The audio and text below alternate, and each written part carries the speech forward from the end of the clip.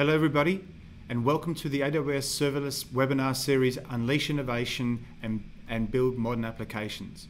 My name is Stephen Liedig. I'm a Solutions Architect with Amazon Web Services, and it gives me great pleasure today to present to you a four-part series.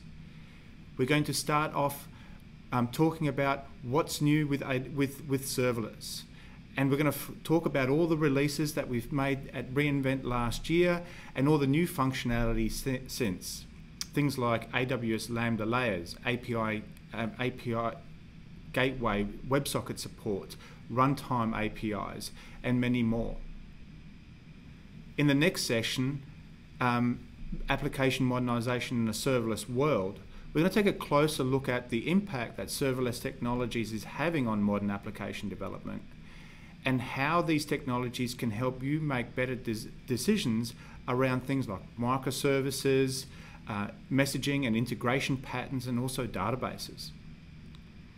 And then we're going to be joined by our special guest, Aileen Gemma Smith from Vizalytics, who's going to talk to you about the work that she's been doing with Sydney Trains and how they're using serverless technologies to better understand trade delay characterizations and providing decision support in real time using services like RDS, AWS Lambda, Step Functions, S3, and many more services.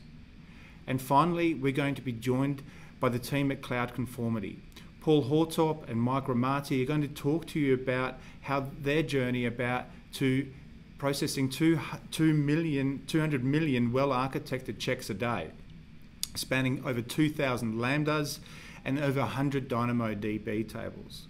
And you'll learn how Cloud Conformity and AWS have been working together to help deal with things, to help solve some of the challenges around monitoring serverless applications, scaling, security, and some of the cost optimization work that they've been doing. Throughout the series, you're going to have an opportunity to ask questions. In the panel on your right, in the chat session, feel free to ask questions along the way. We've got a team of serverless experts at the ready to answer all of your questions. And we're also going to use this as a mechanism to ask our own questions. We're going to be asking some questions to you about the content that you've just listened, and it's going to be you've heard, and the content, and it's going to be your opportunity to win some prizes. We're also giving away AWS credits that you can apply to your accounts. And we're going to use it as a way to be able to capture more information. So please keep your eye out in the chat and feel free to ask as many questions as you like. So we're going to get started. What's new with serverless will begin shortly. Hope you enjoy this series, and we'll see you shortly. Hello, my name's Stephen Liedig. I'm a Solutions Architect with Amazon Web Services, and today I'm going to be talking to you about what's new with serverless.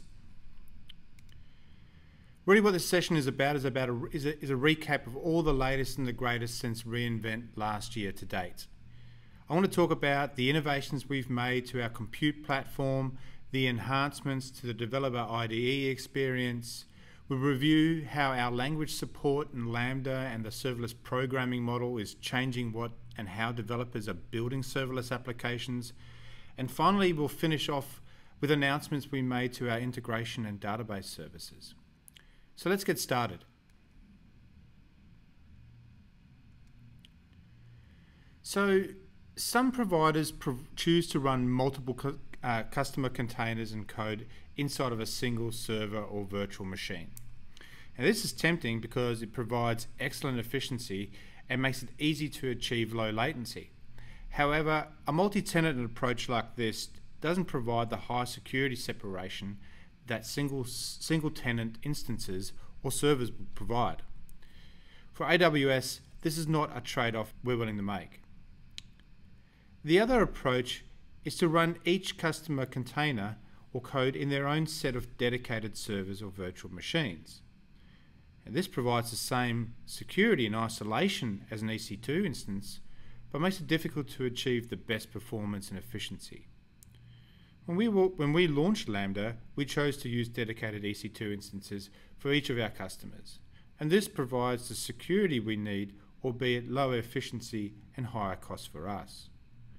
And while this was a fine way to launch the service, we knew we would need to make innovations in our infrastructure to eliminate this trade-off. So we went to work building a virtualization technology that eliminates this trade-off. The result was Firecracker, one of the first big announcements coming out of reInvent. Firecracker is a virtualization technology that is purpose-built for creating and managing secure multi-tenant containers and function-based services. It's designed with a focus on security. Firecracker MicroVMs work with KVM hardware virtualization and provide the same security isolation as traditional virtual machines. Firecracker also implements a minimal device model which executes all non-essential functionality and reduces the attack surface on the MicroVM. I mean, one of the best ways to improve the security of anything is by reducing the surface area. After security, Firecracker focuses on speed. It accelerates virtual machine creation time for guests with a Linux kernel configuration optimized for containers and Lambda. This enables fast startup times. Firecracker MicroVMs initiate user space code in less than 125 milliseconds. And finally, it's designed for scale and efficiency. Each Firecracker MicroVM requires less than 5 megabytes of system overhead, and this enables high density of microVMs to be packed on each server, and you can create lots of microVMs on each machine. And finally, Firecracker has built-in mechanisms that enforce fair sharing of network and storage resources, even across thousands of microVMs. So you can see that we're making the same deep investments in our infrastructure to support serverless computing as we have to support EC2 instances. And while this is all invisible to you as developers, the good news is that Firecracker is being used to reduce the cost and increase the performances of services like Lambda. This allows us to continue to prioritize our roadmap for our customer requests. We always want to make sure you have the right tools to do the job. So developers are used to working in environments that are easily replicated in the cloud and on their desktop. But how do you debug a Lambda-based serverless application locally? Last year, we announced AWS Cloud 9, which includes a full create, step-through debug, and deploy experience for serverless applications. We want to meet you at the tools where you're already being successful. You told us that you wanted live debugging for Lambda code, so we launched the AWS Toolkit for PyCharm, which is now generally available. We also are in active development for the AWS toolkits for Visual Studio Code and IntelliJ. And these toolkits will enable you to easily develop serverless applications, including a full create, step-through debug and deploy experience in the IDE and language of your choice, whether it be Python, Java, Node, or .NET. And even though we're launching these toolkits to help you with serverless, these toolkits are open source and intended to help you develop for all of AWS, not just serverless. So please check out PyCharm in the JetBrains marketplace and head over to GitHub to give us feedback and help contribute to any of these toolkits. So as you can see from this diagram, we have a very strong release history for AWS Lambda and the language runtime features of the platform. Today we provide managed runtimes for 5 core languages and frameworks, including Node.js 6.1 and 8.1, Python 2.7, 3.6, 3.7, Java 8, Golang, and .NET Core. And that includes PowerShell. At reInvent, we announced support for our 6th managed runtime in Ruby 2.5. And this enables Ruby developers now to natively use AWS to build their applications.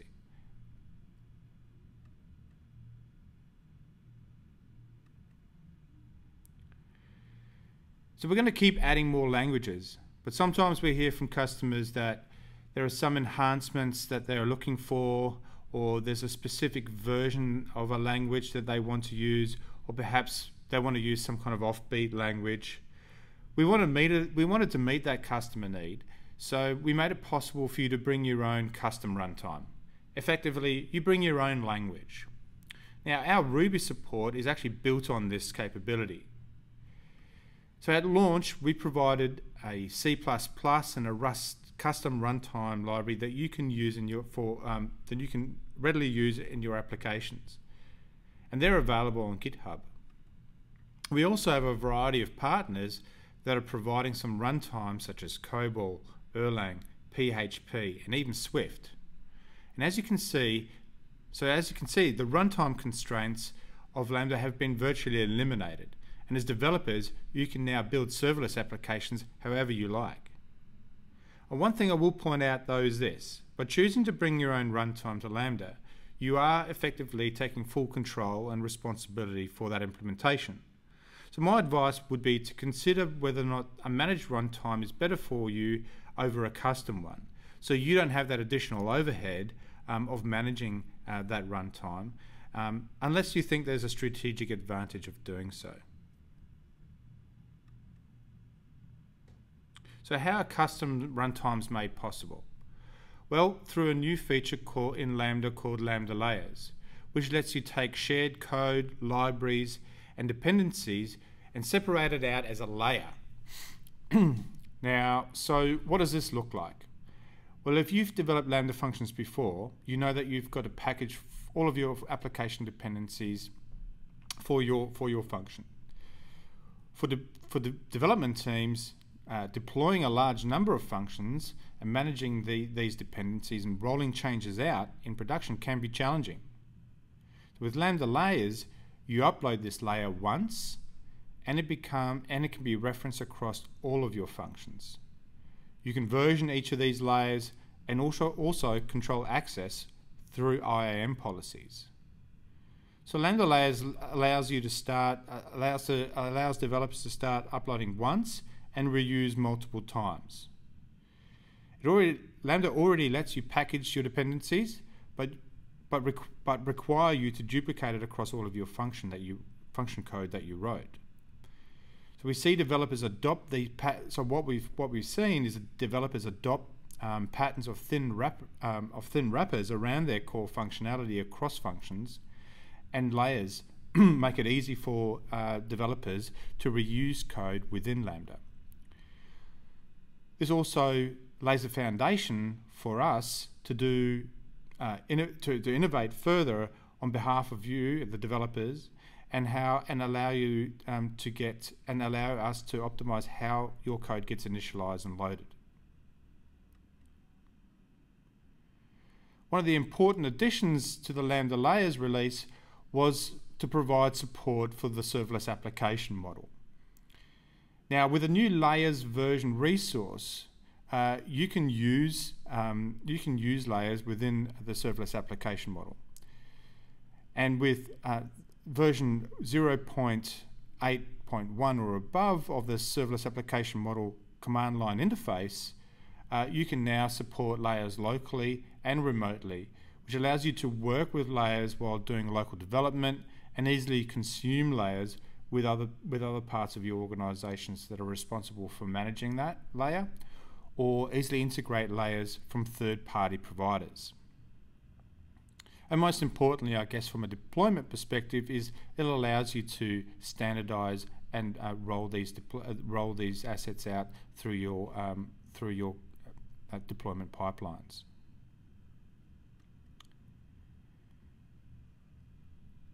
Now, another nice feature is related to the serverless application repository. Now, some of the systems that you're already building are already complete applications. You aren't just composing libraries anymore, you're composing applications out of smaller application blocks.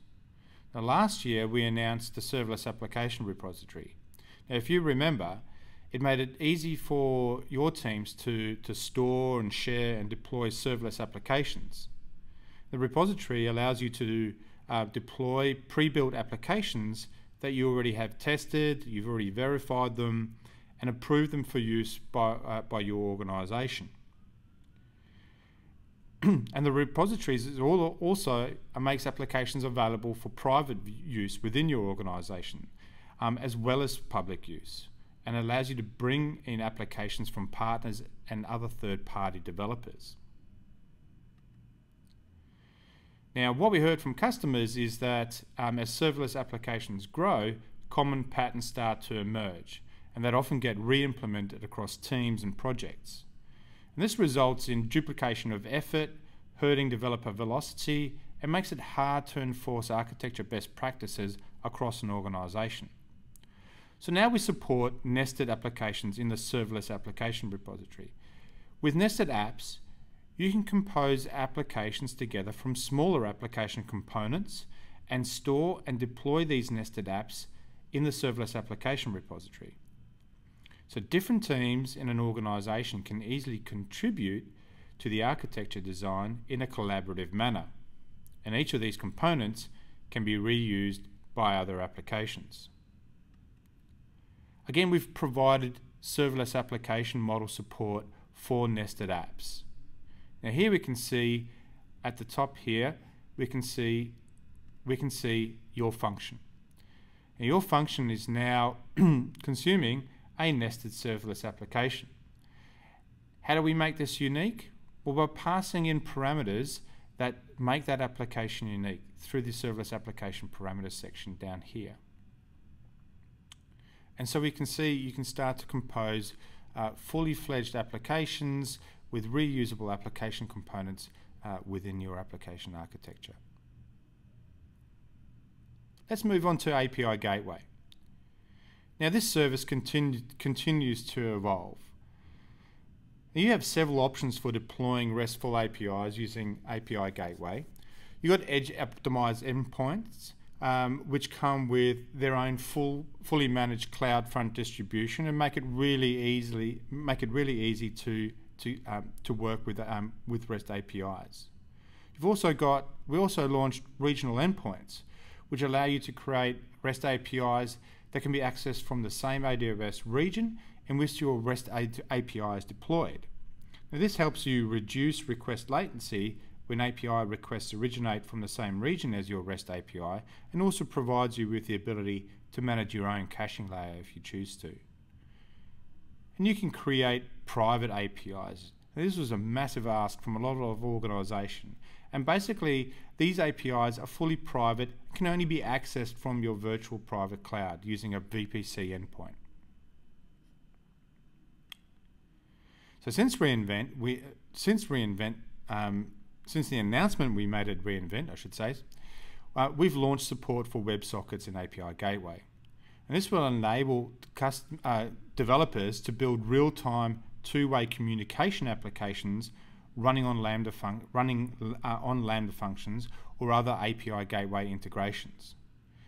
So when a WebSocket connection is established, API Gateway will manage the persistence of the connection, and based on event triggers, can trigger a Lambda function or other AWS services. In addition, there is a callback endpoint that can be used to send data back to the connected client. So this new capability enables developers to easily build interactive applications such as chat applications, mobile apps, potentially even building dynamic dashboards, without having to worry about the infrastructure needed to accept and maintain persistent connections. So for more information about WebSocket support, I recommend you check out George Mao's webinar, a recording on YouTube. I'll leave this address open for a moment. So another thing that customers have asked for is, how do I use Lambda with some of my traditional application architectures? Ones that have a load balancer in front of a group of servers, for example. To support this, you now have application load balancer support for Lambda. You can now register a Lambda as a target for an application load balancer, and this allows you to more easily transition your existing architectures over to Lambda. And you can also mix and match your compute backends based on your needs, such as potentially using EC2 or even throw in a bit of Fargate, or start to move out to Lambda altogether. This is a great feature for an application developer looking to migrate existing application components and functionality to the serverless space with relative ease and reduced risk.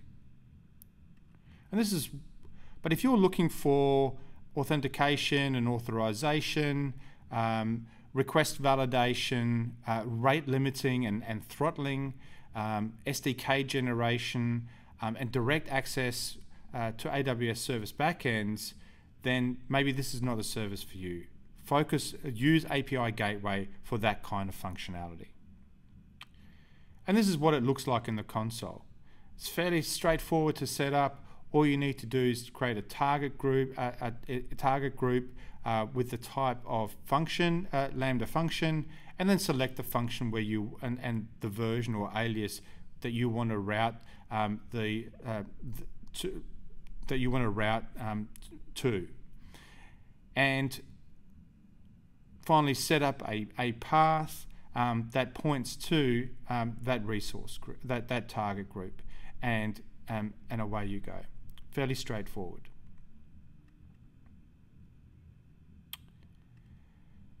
Now, there's lots of orchestration and workflow engines around. Now, 2 years ago, we launched Step Functions to help you with this. Now, Step Functions allows you to build fully managed state machines that help you coordinate the components of a distributed application and microservices using visual workflows. It also provides you with a mechanism to help save state as you transition data between components in your state machine, and allows you to keep the orchestration out of your code, so your functions remain clean and have single responsibility. This is a good thing. And it also allows you to build workflows that have components that execute in sequence, allows you to wrap around retry and catching errors and taking steps to mitigate those. You can choose a execution path based on some conditional logic within your state, and you can also use it to run parallel execution tasks. So combining these capabilities allows you to create some intricate workflows. Now, customers love the fact that they can easily call Lambda functions to implement that business logic using step functions, but they've also asked us for more options. And with Step Functions API connectors, you're now able to design workflows between your AWS services without having to write any code, really accelerating your time to market and your ability to integrate with these services without having to write a huge amount of logic. And so we've added integrations for AWS services to automate workflows even faster. So you can integrate, we've got components that integrate with AWS Batch, our container service, ECS, AWS Fargate. You can also use it to persist data and retrieve data from Amazon DynamoDB, and use our messaging service, SNS and SQS, to send messages to other parts of your environment. And we've also got integrators with SageMaker and Glue services. And this is a super useful feature which I encourage you to explore. Finally, let's have a look at some of the database enhancements we've made for DynamoDB. Now, if you're building or contemplating building serverless applications, DynamoDB will likely be a feature in your architecture. Now, one of the trickiest parts in DynamoDB is knowing how much write and read throughput to provision. Today, customers have to make decisions and provision whether whatever amount they think is about right. And we have to go big when you have a big or a steady workload where you have some experience and pay close attention to the read and write throughput. Then it's more straightforward. and customers feel pretty confident about that provisioning decisions, and often add automated auto-scaling policies so they know when they scale, when usage rises sharply, they can cap costs so they don't live at a temporary at that temporary peak. However, if you don't know much about your app or haven't got much experience with it, or for tables that are not used often, or for ones that where traffic is particularly spiky because of seasonal or event driven reasons, it's much harder to know what to provision. And what we usually see is customers do is over provision. So they know the app will keep functioning during those spikes, but more often than not bother setting an auto-scaling policy, so they live at those peaks. Now, to meet some of these challenges, we released DynamoDB read-write capacity on demand. Now, on-demand capacity requires no capacity planning at all. You simply create your table, select on demand, and DynamoDB manages the read-write capacity for you. When you need to scale up, on demand scales for you. When you are using less, on demand enables you to pay for less. So you're only being charged for the read and write requests that you consume. So the current way of provisioning read-write capacity, what we now call provisioned, is more cost effective when you're confident you'll have a decent utilization of whatever provisioning capacity you specify. But for less predictable workloads, where you're skeptical you'll have high utilization and want to make sure you only pay for what you consume, we'll take care of managing that for you with on-demand. I highly recommend you take a look at this, particularly if you're starting to build out serverless applications.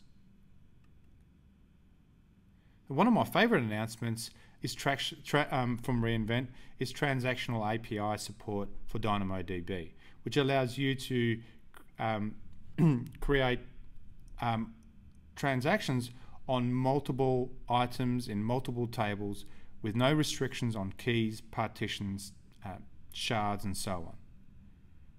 We built these transactional APIs specifically for developers who are building applications on DynamoDB and ask for simpler ways of coding for complex application logic. Now, DynamoDB is an API-based key-value document store, so in building transactions, we wanted to make sure to stay true to the nature of DynamoDB and not just follow the path of other databases that have a different data model and requirements. So the textbook examples that are used for transactions always have to do with taking money from one account and adding it to another, or in an order processing when you add an order and update inventory all at once. In relational databases, data is normalized. A single entity is represented across many related tables, and that is why though you have to build an application in the relational model, you need to facilitate things like joins, referential integrity rules, and transactions. But in NoSQL world, an entity is usually a JSON object or a document, so an application doesn't spray data all for a single entity across many tables. So the difference between NoSQL and relational databases is the data model and the required functionality to operate on that data model.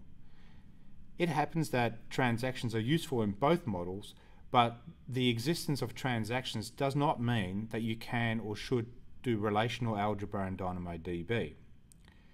So for a long time, developers have built highly scalable NoSQL applications using conditional updates and added logic to get all or nothing semantics. With DynamoDB transactions, we're making it easier for NoSQL developers to build internet scale applications. All of the best practices of NoSQL development model still applies without having to worry about deadlocks, long-running transactions that have been left open, unmanaged concurrency, and all of the DBA pain and suffering that goes along with that.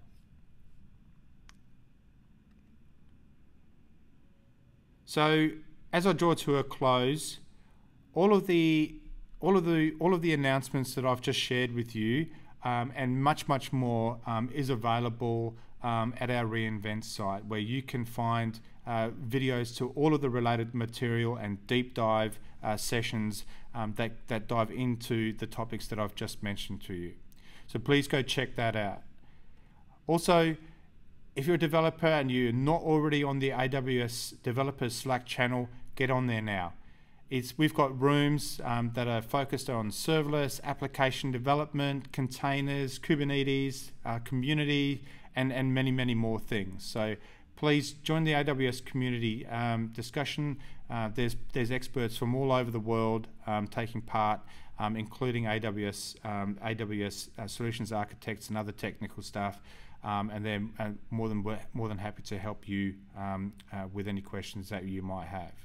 And with that, I'm going to say thank you very much, and please stick around. We've got many more. We've got a few more sessions to come. Look forward to seeing you then. Thanks. Go forth and build, and go serverless.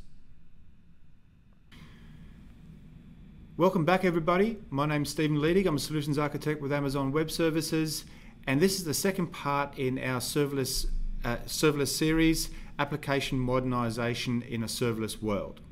So in this webinar, I want to take a closer look at the impact that serverless technologies is having on modern application development, and how these technologies can help you make smart decisions around design patterns and implementations around microservices, messaging and integration patterns, as well as databases.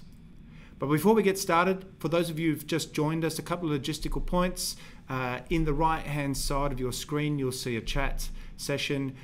Please feel free to ask questions along the way. We have a team of serverless experts waiting to answer all of your questions.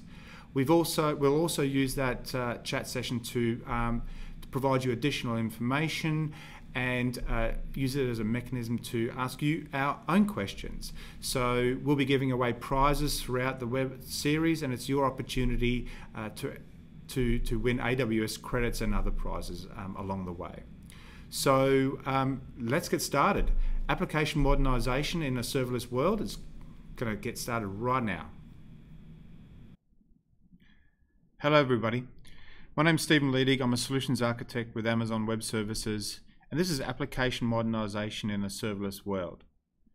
In this session, we'll take a closer look at the impact serverless can have on modern application development, and how serverless technologies can help you make smart technology choices and design decisions around microservices, messaging and integration patterns, and release strategies. There's a lot to cover, so let's just jump straight in. So what is modern application development? Well, at AWS, we think of modern application development as a journey rather than an end state. And there are many paths to this journey. Maybe you're building something new, and maybe you're already talking the cloud native talk. On the other hand, maybe you've done major enterprise lift and shift out of their data center and are taking your first steps into the new world. As the picture shows, these things don't have to happen in any particular order. And in fact, what happens in most cases is that customers do several things at once. Now, ultimately, it's all about removing any of the impediments, as many of the impediments as possible, to getting high quality software out the door. And these are approaches that we've seen work over and over again. Using serverless technologies frees you up and lets you focus on what really matters, creating new differentiation for your business. You don't have to provision and manage infrastructure. You always have just enough resources to get the job done. You don't have to pay for what you're not using, and your environment is inherently available and durable. All of these capabilities are characteristics of serverless infrastructure. By reducing operational overhead, you as developers reclaim time and energy that can be spent delivering new and better customer outcomes. And more, we're seeing modern applications that are being designed, architected, deployed, managed, and secured with serverless technologies. Now, Amazon has been down this journey. We've made a transition from a monolithic application and team structure to microservices and the concept of two pizza teams. Many years ago, we had a large team of developers working on a large monolithic application using a single delivery pipeline. And this has had a massive impact on our ability to meet customer expectations quickly. Today, it looks a little bit more like this. Single-purpose services, each which is supported by two pizza teams, which take full ownership and full accountability for the delivery of those services. Connected only through APIs, which are largely black boxes to each other, give teams the teams have been given the autonomy to choose the right tools for the right job, as long as they communicate with each other over HTTP. And the solution was to build self-service tools and automation, enabling each one of the DevOps teams to own and manage their own release processes, accelerating the delivery of a better user experience. And the concept of microservices was also born, which of course isn't just about, and of course it wasn't just about making architecture and technology choices. The whole organization reinvented itself to support this model. So for AWS, giving developers operational responsibility has greatly enhanced the quality of our services, both from a customer and a technology point of view. Our philosophy is you build it, you run it. This brings developers in contact with the day-to-day operations of their software, and it also brings them into the day-to-day contact with the customer. And this customer feedback loop is essential for improving the quality of the service. And these three approaches satisfy all of our modern application development best practices. Today, when I think about application modernization, I'm focusing on a few things: building event-driven architectures, adopting serverless where possible, and an acute focus on delivering business value. Like Werner Vogel said in his keynote at reInvent last year, all the code I ever want to write is business logic. So let's take a look at the first couple of approaches to modern application development and how we start to go about building event-driven serverless applications. So let's level set our understanding of what microservices are. Here are a couple of definitions. Martin Fowler describes microservices as an architectural style which is an approach to developing a single application as a suite of smaller services, each running in its own process, and communicating with lightweight mechanisms, often HTTP resource APIs. Now this is a great technical definition of what microservices are. But I think there's a little bit something missing here. I think a little bit more focus on the business would be good. Sam Newman describes microservices as independently deployable services that work together, modeled around a business domain. Now we're starting to see the introduction of what we're actually really trying to focus on, which is actually the business domain and how a business operates and communicates with each other. My personal favorite one here is the technical authority for a business capability. And I like this, and this is by Udi Dahan. And I like this definition because, one, it focuses clearly on what are the outcomes of our microservices, but makes no assumptions other than to say that they're a technical authority for a business capability. There's no mention of any kind of constraints around size, process, or technology that needs to be implemented. And I think this is a good starting point for understanding how we're going to start building event-driven architectures. Now, one of the things that we need to consider in this whole microservices landscape are the trade-offs we make when we're designing our system. Now, this is a graph from a presentation Yuval Lowy did a few years ago. And it's a good representation of the relationship between the number of services that we have in our architecture and the cost or the effort of integration. Now, the less services we have, the higher the cost per service, but also the lower the cost of integration. The more services we have, the higher the cost of integration, but the lower the cost of service. So as developers and architects, we should really look to find a sweet spot somewhere around here. But ultimately, let the business capabilities drive the design choices. Now, what we see on the internet is a graphics very similar to this. We see a bunch of services with labels on it and both interconnecting relationships between each of those. And while on the face of it, this looks absolutely fine, I often quite wonder, how do we define those boundaries for these services? And this fundamentally is the hard part. Now, one of the key strategies for determining how these boundaries are defined are through domain-driven design. Now, domain-driven design movement was actually popularized by Eric Evans's book DDD, and subsequent publications from Vaughan Vernon and a few others. Now, this book provides a broad framework for making design decisions and developing a technical vocabulary for discussing domain design. And it focuses on establishing and modeling ubiquitous languages, which is a practice of building up a common, rigorous language between developers and users and other stakeholders, and provides guidance around modeling techniques using things like entities, value objects, repositories, and services. Now, many people, when they start to read this book, they start looking at the tactical elements, which is at the very beginning of this book. And some good advice I got from Udi Dahan and Greg Young was start reading this book at around about chapter 11, which starts talking about the strategic design. And this is really fundamental to core concepts around building up the boundaries that we're looking to establish in a microservices architecture. And in that section around strategic design, we get introduced to the concept of a bounded context. And these are an essential modeling tool in domain-driven design, and also for microservices.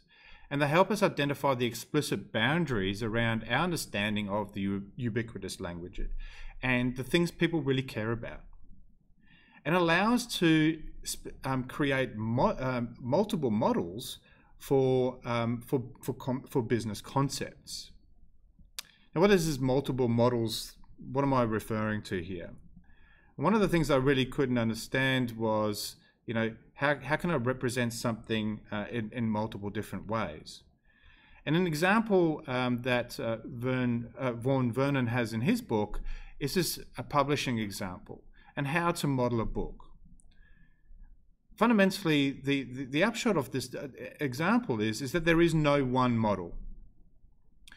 When we first create a book, when we first think about a book, writing a book, it's nothing but a concept. Right? We don't have things like ISBN numbers or any kind of, we might even not even have a title. We may not even have an abstract, but it's still something. As we move through the publishing phases, we start to have interactions with other parts of the business.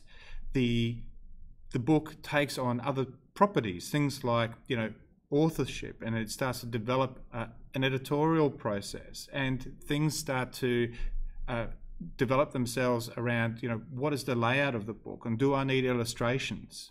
How am I going to market and sell the book? And finally, how am I going to distribute it? At each phase, we have a different representation of the book. It'd be very difficult for us to just use a single model and then expect to make that representative of all of the business processes that encompasses the publishing of that object or that entity. And so once we have identified bounded context, we need to get a global view of our domain. And context maps help us deal with that. They help us deal with mapping different but related ubiquitous languages by integrating their bounded contexts. Now, both authors describe ways in which we can integrate our bounded context using things like shared kernels, anti-corruption layers, and open host services integration patterns. But an additional essential tactical component for achieving integration is modeling domain events. Now, often modeling domain events is something that isn't really considered. And in most projects, typically our work starts with the static data model. But modeling domain events helps us define our event-driven architectures. They're important as they form part of the ubiquitous language for our bounded contexts and provide the basis for publish-subscribe integration between our contexts. Essentially, what we're looking for in domain objects are objects that are immutable, objects that are represented as verbs in the past tense. They're not designed to be mechanisms for transferring large quantities of data. We've got data transfer objects for that. Rather, events should be lightweight and be representative of what has occurred within the context that has emitted them. So good domain modeling tool is, good domain modeling, I should say, is an essential component to supporting event-driven architectures. And a very popular approach an upcoming approach to modeling events within our system is event storming, which is which is a really useful way to do outside-in domain modeling, where you're starting with the events that occur in your domain and your business process, and rather than starting with the static data model.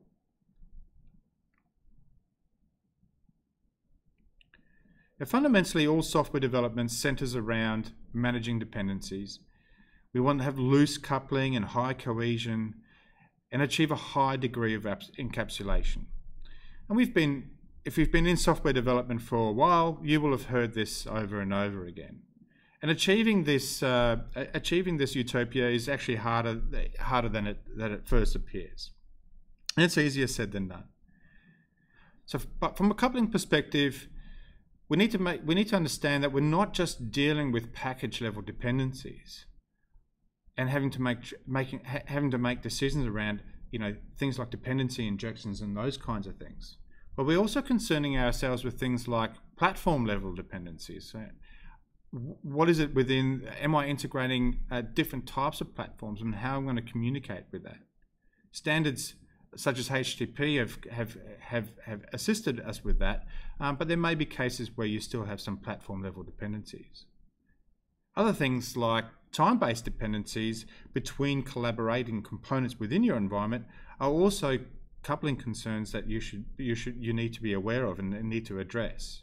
Things like waiting for operations or sequential processing to take place before you can continue on with whatever it is that you were doing. And then there's things like spatial coupling, where you're dealing with a network level abstractions, so you don't have to worry about where collaborating services are in the network, and provide you with a failover mechanisms for them.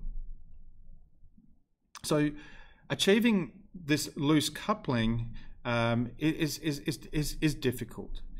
There's no loose or tight coupling. It's fundamentally a trade-off on multiple dimensions. And messaging is critical to managing coupling and addressing some of these concerns. Now, there are a number of integration options on in AWS, but I wanted to focus on these three: SQS, SNS, and AWS Step Functions. Each of these services plays a fundamental role in helping you build decoupled, highly scalable microservices, distributed systems, and serverless applications for the cloud. Now, SQS is a simple, flexible, fully managed message queuing service for reliable and continuous exchange of any volume of messages from practically anywhere. Now, with SQS as an event source for Lambda, you can use Lambda functions to respond to new messages in an SQS queue. Now, Lambda is effectively polling that queue for you.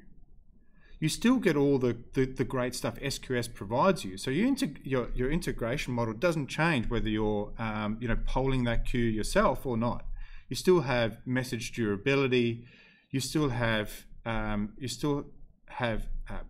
queues that can accept messages pretty much at any rate. There's no need to provision capacity, and you can still use visibility timeouts to control for failure processing. But it's a very useful way for you to be able to start to scale and throttle out your implementations and provide reliable messaging between your service components. SNS, Simple Notification Service, is a simple, flexible, fully managed publish-subscribe messaging and mobile push notification service for high throughput, high reliable message delivery. Now, SNS allows you to push messages to a variety of endpoints and clients in your distributed systems or microservices. And you can do so across multiple protocols, and they're a key enabler for an event-driven publish-subscribe architecture. Now, what some customers have been doing is using topic-based, is mapping events to topics. And there's nothing inherently wrong with this, except for from a coupling perspective. So in this example, I've got a logical publisher publishing a grey and a blue blue messages or blue events, and they're both aligned to grey and blue topics, and the subscribers are subscribing to the topics for the messages that they're interested in. Now this is great, but one of the key concerns is that the publisher now needs to know which topic to publish each message to. So as the events grow within your application, so do the topics, and so does the coupling between that bit of infrastructure and the actual logical message itself. So the responsibility of routing those messages to the correct topic is that of the publisher. Now, with SNS message filters, publishers simply need to decorate those messages with message attributes, and subscribers to those topics can specify a filter policy which allows them to receive only the messages that they're interested in. So in this case here, the publisher can publish either grey or blue messages, as long as the publisher decorates that with some metadata. Subscribers can specify the filter that they want to be that they're interested in for the messages that they're interested in receiving. So you can see here, Service A is really only interested in receiving grey messages. Service B only 2. Service C is not specifying any messages, so it's going to receive all of the events that the publisher is publishing. And so this provides a nice way for you to lower your infrastructure costs, but also remove some of the complexity around routing from a publishing perspective. Now, some additional filters that you can operate on is things like exact matching on value strings. You can even do prefix matching or anything but messaging, which is fundamentally blacklisting. So show me everything but a particular string. You can also use exact matching on numeric values, as well as looking at ranges. So your services, your subscribers can be very specific around the messages that they receive.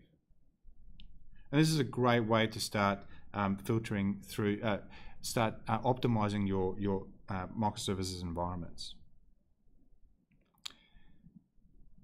Now, one of the other things that we've seen many people do is, this whole thing about concept around function chaining, where one function is calling another function, which is calling another function.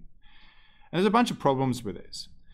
Fundamentally, each function needs to know how to call the next function down the chain. And this coordination logic adds additional coupling to the implementation and violates, single responsibility design principles, on top of making the functions overly complex. Now, because of the stateless nature of Lambda, you need a mechanism for persisting state between function calls. And this adds additional services to the solution. This will add additional services to the solution and add an additional operational concern. And dealing with failures and retries also becomes very difficult. So enter step functions. Step functions allows you to build fully managed state machines that help you coordinate the components of distributed applications and microservices, and do so using visual workflows. It also provides you with a mechanism to save state as you transition data between the components in your state machine, and allows you to keep orchestration orchestration logic out of your code. So your functions remain clean and have single responsibility, but together encapsulate business capability. This is not all that dissimilar to the concept of an aggregate in domain-driven design. And so it allows us to do things like sequential task execution, being able to catch, try, and retry failed tasks. You can do conditional logic and have discrete execution paths based on some values in some of the data inside your state, and you can also use it to run parallel tasks. Now, developers really love the fact that they can easily call Lambda functions to implement their business logic. So with step functions API connectors, you can actually design workflows now with between your AWS services without actually having to write any code. Now, we've added 8 integrations for AWS services to automate workflows even faster. You can use compute services such as AWS Batch, Elastic Container Service and Fargate, and database services like Amazon DynamoDB, as well as starting to integrate your own messaging service such as SNS and SQS, and SageMaker and Glue. And this takes away a lot of the heavy lifting of integrating these services into your microservices and accelerates your development and focus on just writing business logic. So in my previous sessions, I talked to you about serverless application repository. And this is a set of capabilities that made it easier for teams to store, share, and deploy complete serverless applications. Now, nested applications is a new feature that allows you to build serverless applications as a set of nested applications. And this is particularly useful when you see common patterns emerge that often get re-implemented across teams and projects. And normally this results in duplication of effort, hurting developer velocity, and makes it hard to enforce architectural best practices across your organization. So here's an example of how you might embed reusable functionality inside your serverless applications. In this example, I have 2 applications subscribing to a domain event emitted by my serverless application, and each one of those is persisting those events to S3 and Dynamo in their own respective contexts. Now, these are fully featured implementations that encapsulate the functionality of auditing and analytics and can be easily reused and deployed into other serverless applications.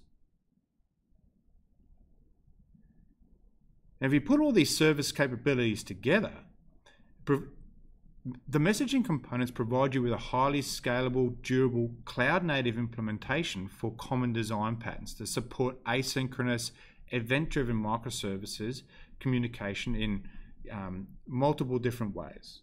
One-way fire and forget, durable request and response. And you'll be able to specify, of course, pub-sub messaging, which can be used in conjunction with SQS. Now, with step function and nested applications, we can encapsulate business functionality and long-running processes reliably and reuse common patterns across our architectures.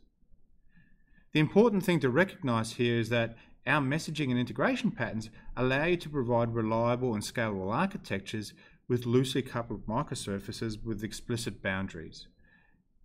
And they're important these are important attributes that will help us with what we're going to be looking at next.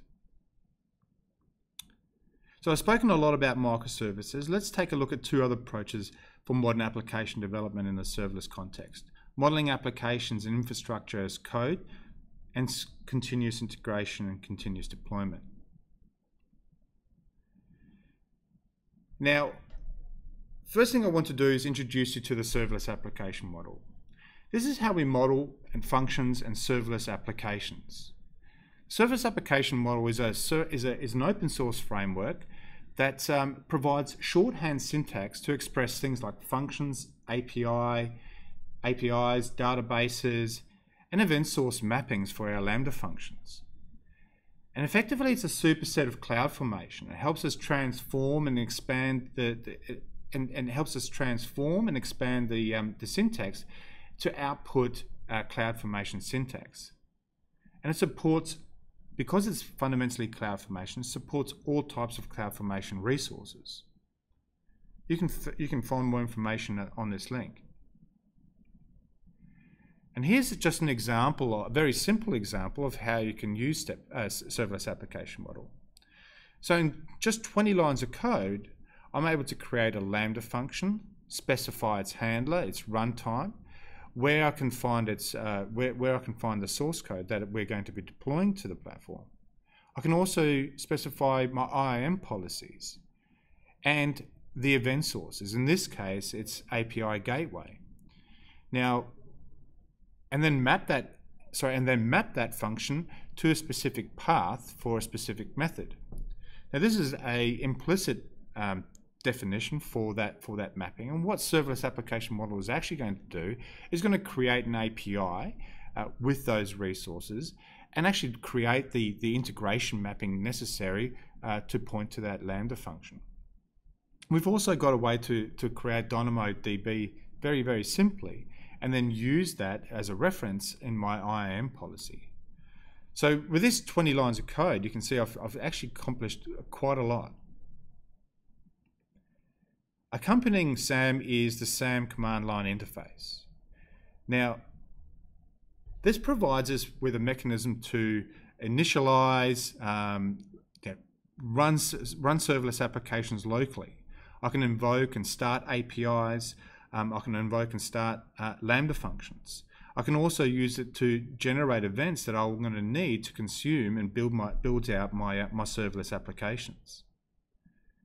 Now, build and publish are the two newest commands that we've added to SAM CLI.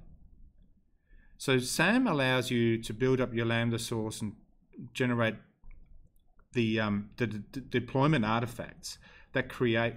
So SAM build allows you to do all this, to build your Lambda source code and generate the deployment artifacts that generate the Lambda execution environment. So by doing this, the function that you build locally will run similar to the environment that's in AWS Cloud.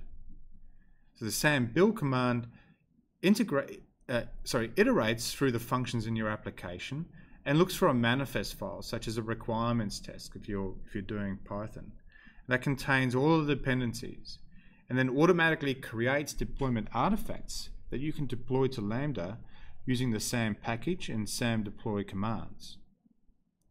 SAM publish allows you to automate the deployment of your applications to the serverless application repository, and provides a different way for you to be able to distribute your applications.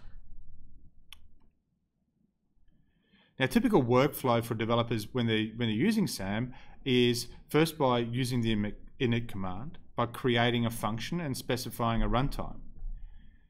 Then we'd go into the SAM build command, which, as I just described, takes all of the artifacts and takes all of the dependencies and packages them up. And once I've completed those processes, I can then use package and deploy and to deploy my applications. And this cycle repeats itself until I get to that point where I want to publish my application, if I choose to the serverless application repository.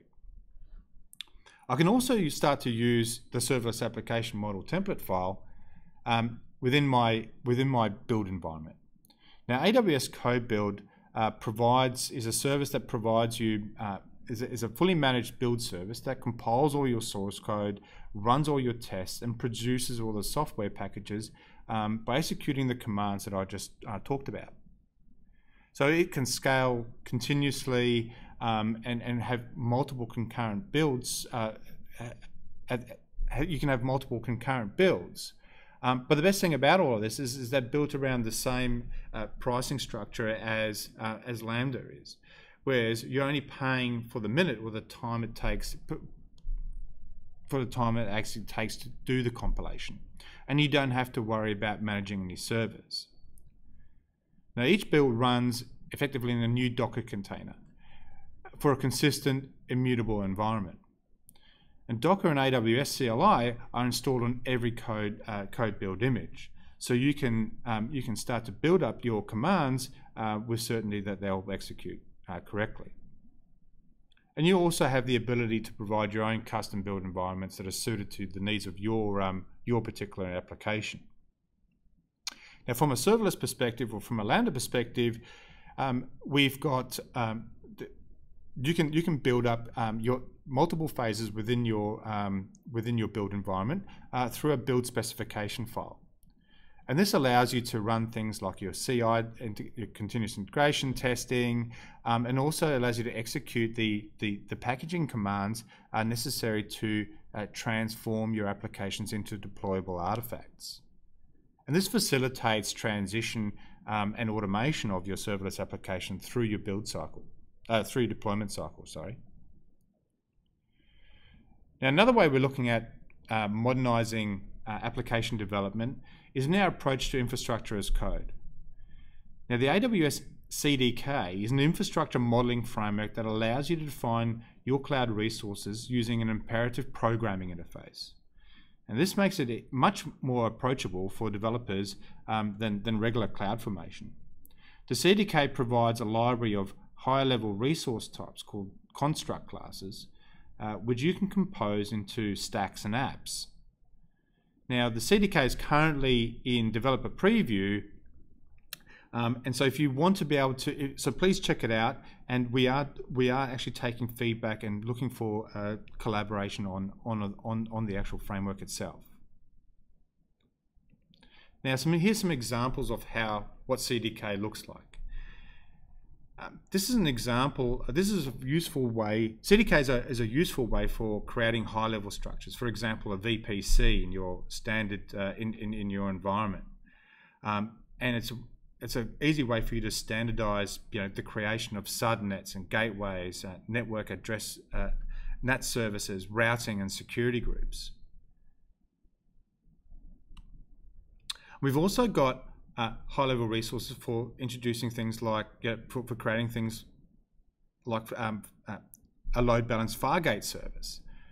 So here we've got, here we're interacting with ECS service that defines things like a load balancer, listener rules, target groups, and optionally you can introduce Route 53 alias records.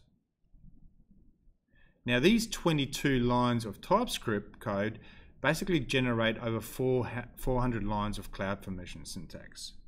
So you can see, one, it's more attainable. Two, it's going to save you a load of time. Now, another way you can use CDK is to start modeling your pipelines. And you can configure AWS Code Pipeline with CDK. So when you add a microservices, you need to create a new pipeline, similar to the ones that you created before. And with CDK, you can use the higher level classes instead of copying and pasting lots of YAML code inside your CloudFormation files.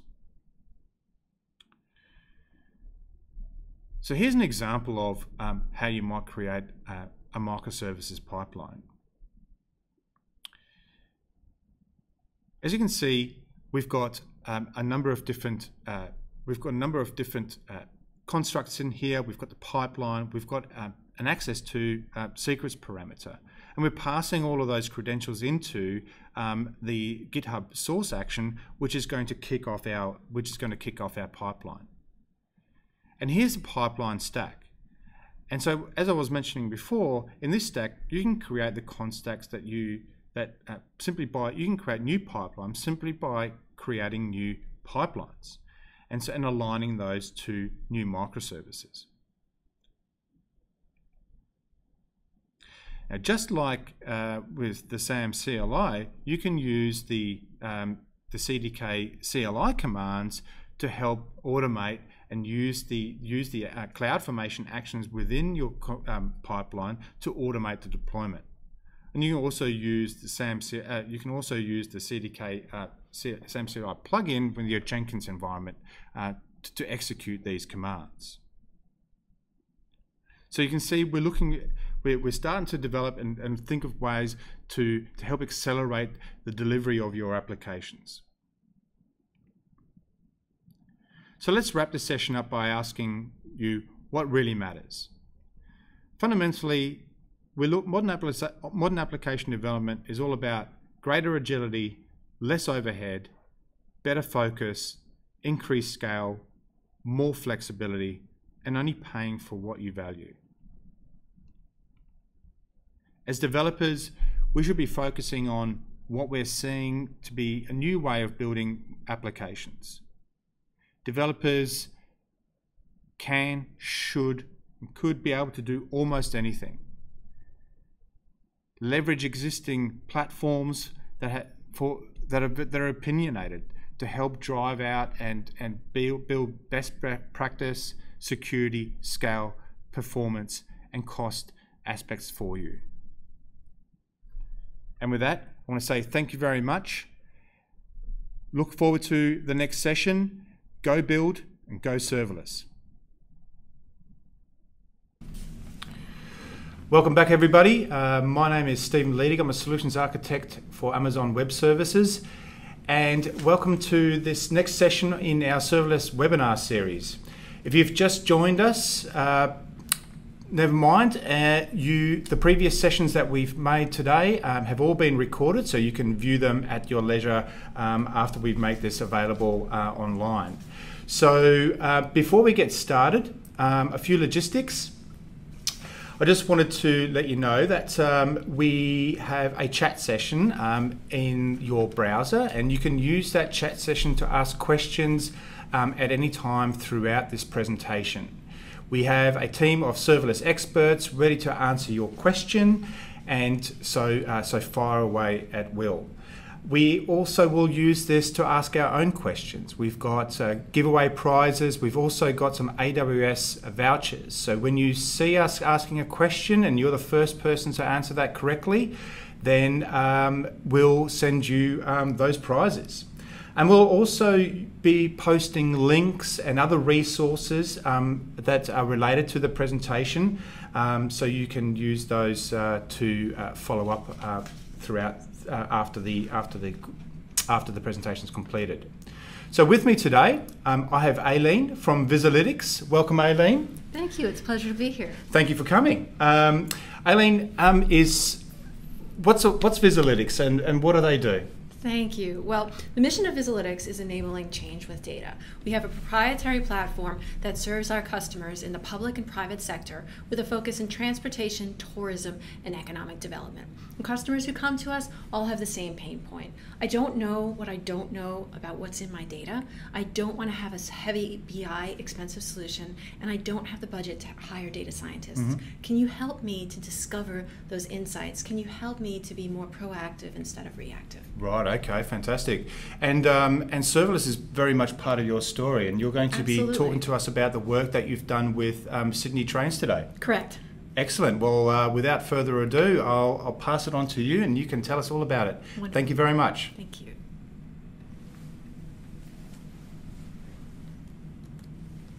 Great. So welcome everyone. Today I want to talk to you about serverless. Serverless is simple, efficient, and cost effective. And what I want to do this afternoon is take you through some production examples of serverless in action for our Vizalytics customers. Our customers are frustrated with the level of effort required from preparing data to gathering insight, and they want to be proactive. The data exists to make this happen, but a platform in which their disparate information is tied together at scale is where we come in to help. Our engineers appreciate the flexibility and the simplicity that serverless provides them in our production deployments. For many of our customers, a pilot is the starting point to quickly refine their problem statement, but also to broaden their definition of what's possible when they see their data in action. Our pilots will launch in anywhere from 2 to 12 weeks and have been really helpful in bringing together both the business and technical stakeholders.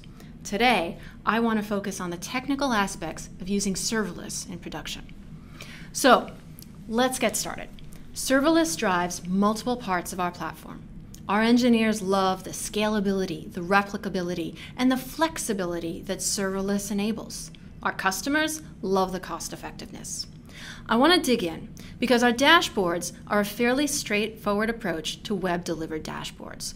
Over the past years, we've transitioned our monolithic ingest subsystem to a serverless approach, making this scalable, cost-effective, and easy to maintain.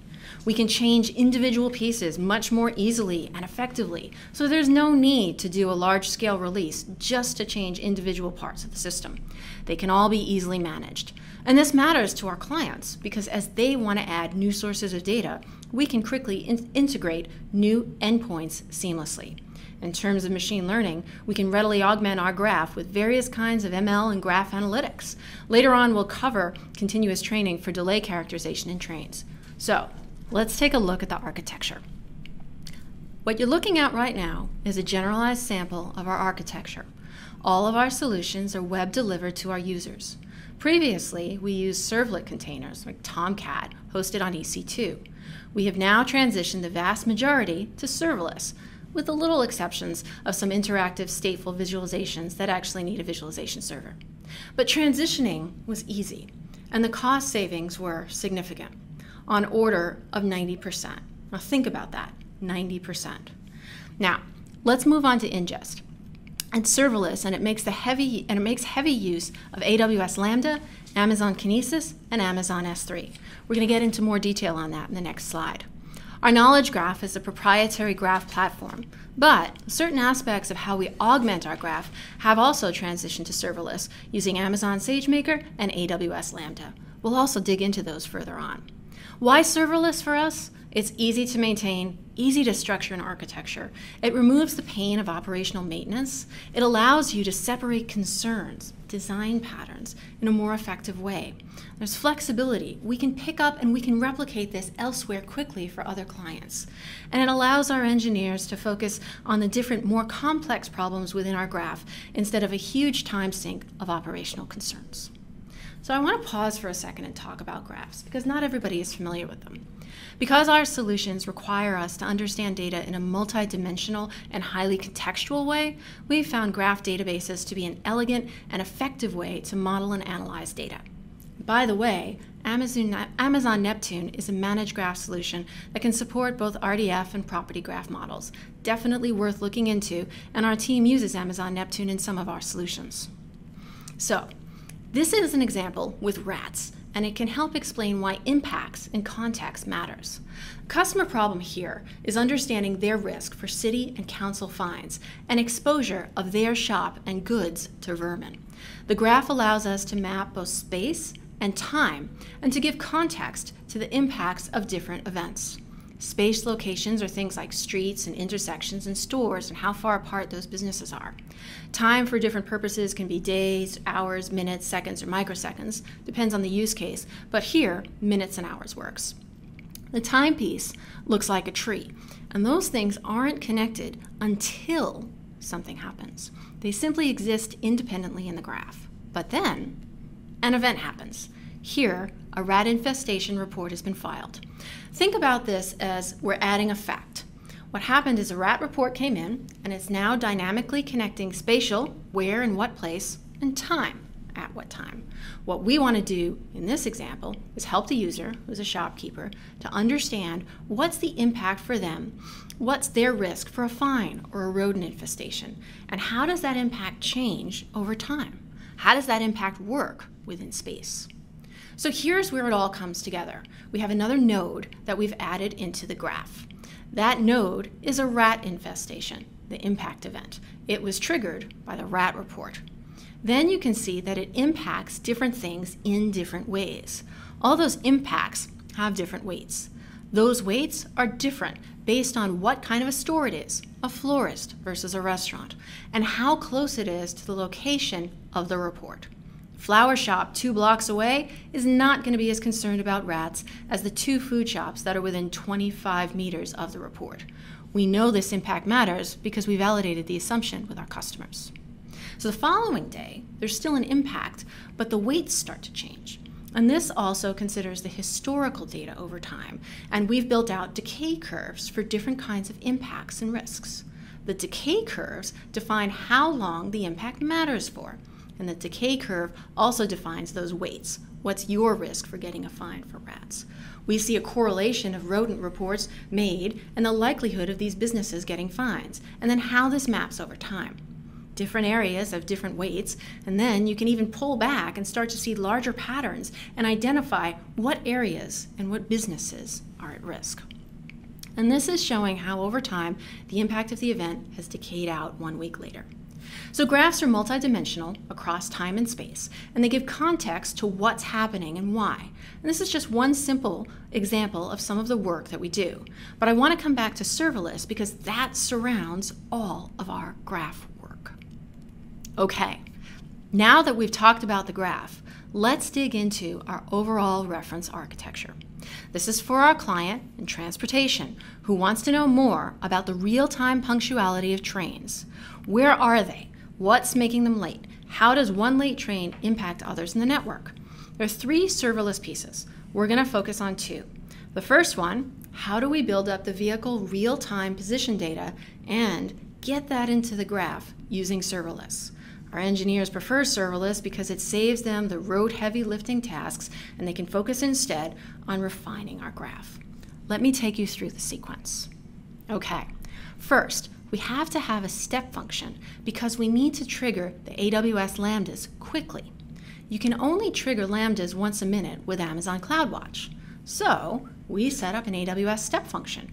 That step function invokes our AWS Lambdas at 15-second intervals. The first Lambda that gets triggered is very straightforward. It's a request out to get the customer real-time vehicle position data API, and we get an answer back, the vehicle position response. We serialize that data, we store it into an Amazon S3 bucket, our raw data bucket, and we now have our own copy of an instant in time from their API. By doing this, we're building up our historical record of vehicle positions over time. And this allows us in the future to analyze and or to rerun our processes as we want to refine our algorithms. Then, starting with the raw data Amazon S3 bucket, the graph import AWS Lambda is now triggered by Amazon S3 when new data is written by the previous AWS Lambda. And keep in mind, this decouples the capture and the processing of data. Then we insert all of this, the vehicle position, and the augmented data into our graph.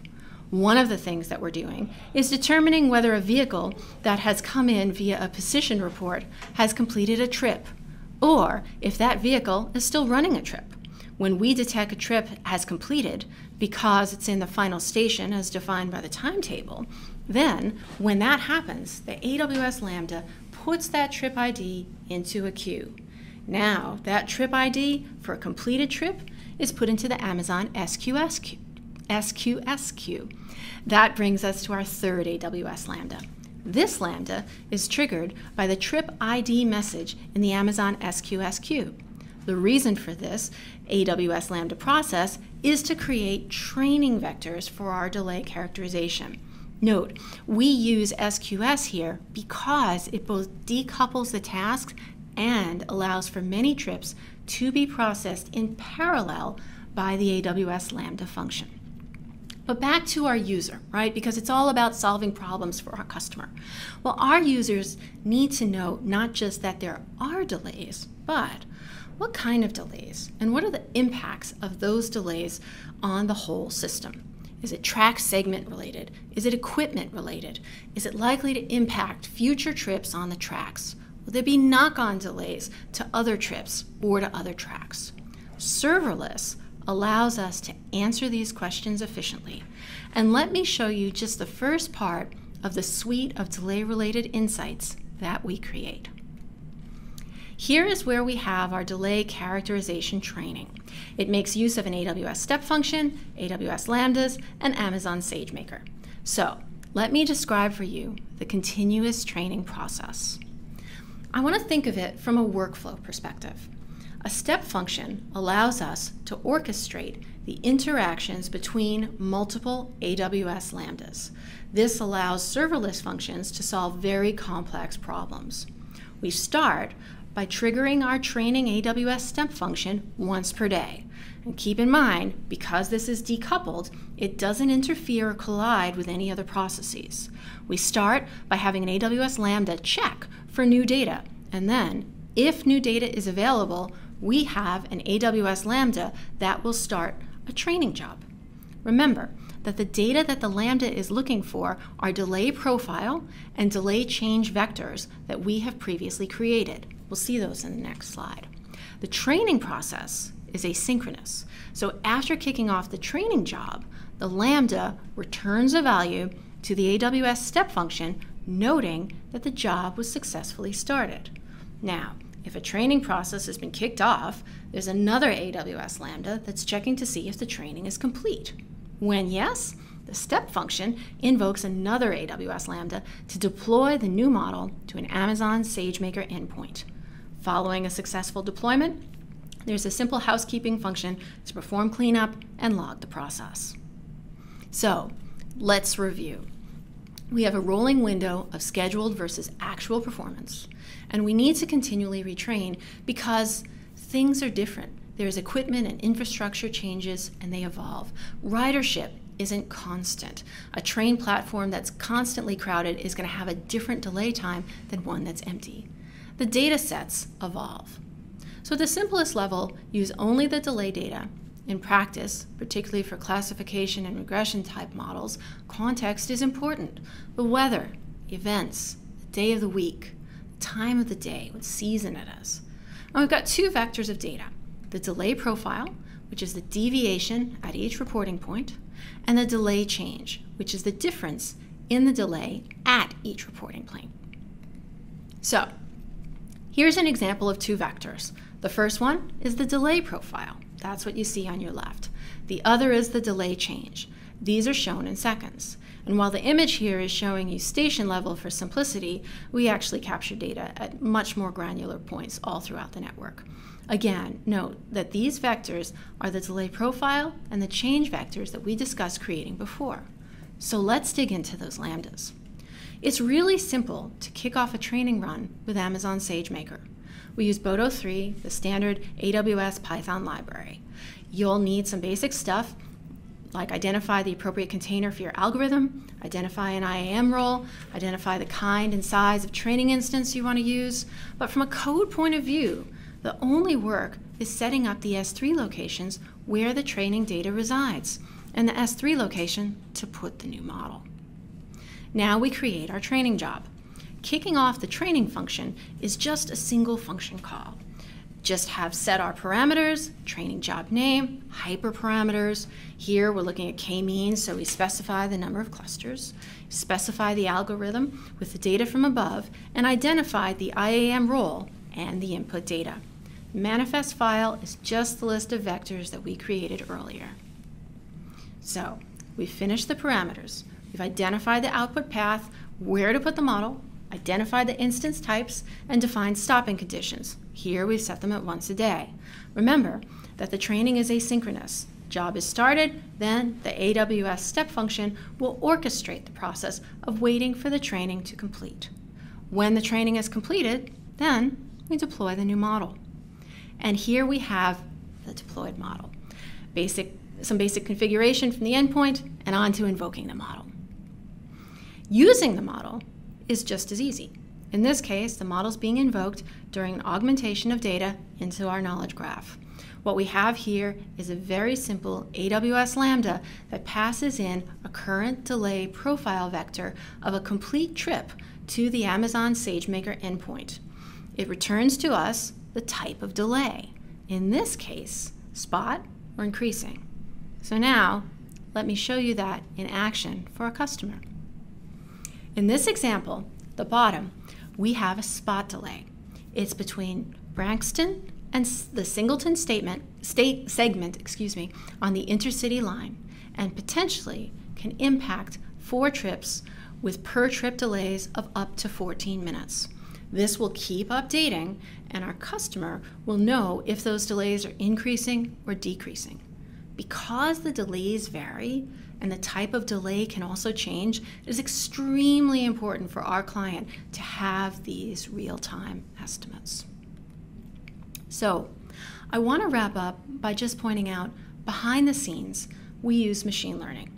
As you can see here, we've got a wide variety of approaches for our customers, and AWS powers our engineers to be able to do a lot more, again, by removing that undifferentiated heavy lifting. Our engineers, instead, can focus on our graph. In closing, the graph is built on EC2 and serverless. And what has serverless really done for us? Serverless has saved us time. It's saved us money. It's let our solutions become more extensible for our clients. It gives us the ability to do more and scale. As a small team that serves customers in the US, Europe, Canada, and Australia, that efficiency and economy is priceless. So thank you, and if you want to learn more, please reach out. Aileen, thank you so much for that excellent presentation. I really enjoyed hearing about how you approached the customer use case and the thought processes that you went through to break that solution down, and then subsequently applying modern application development practices to integrate with things like AI to implement the solution. So that was really insightful. Thank you very much. To all of the attendees, if you would like to hear more from Vizalytics, please click the yes link that's been provided to you in the chat area, and they will get in touch with you and answer any questions that you may have. And we're going to take a short break before we move on to our final presentation, but please check back here very, very shortly. Thank you very much. Welcome back, everybody. Thanks for everyone for joining this webinar. This is the 4th and final session of our series, but if you've just joined us, fear not, all of the recordings that for the sessions that we've had today will be available online, so you can catch up when you have time. Today, some logistics before we get started. So as with the previous sessions, please use the chat session to ask questions in your browser, to ask any questions along the way, and our serverless experts at the ready to answer all of your questions for the in regards to the session. We'll also be using it as an opportunity to ask our own questions, and this is going to give you the chance to win prizes and AWS credits if you're the first to answer the questions directly. And we'll also be posting links and other contact information about the presentations that you're seeing today. So with me today, the guys from Cloud Conformity. Guys, welcome and thanks for coming in. Thanks, Steve. I'm Paul, Head of Security. Thank you, Steve. I'm Mike, co-founder and CDO at Cloud Conformity. Paul and Mike are going to be sharing their real-world experiences around running production workloads at scale and how they've been working with AWS to deal with things like security, scaling, monitoring, and also some of the cost challenges. I'm super excited to be able to present Cloud Conformity to you guys, and really can't wait to hear what they have to say. So over to you, guys. Thank you. Thanks, Steve. Thanks.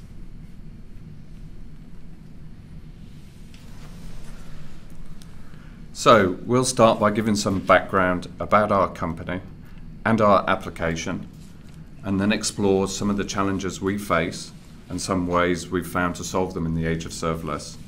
Mike, do you want to tell us a little bit about the company that you helped to found and how we've ended up all in on serverless? Sure. Cloud Conformity is a software as a service continuous assurance product that delivers over 500 automated best practices across the 5 pillars of AWS well-architected framework: security, reliability, performance, cost optimization, and operational excellence.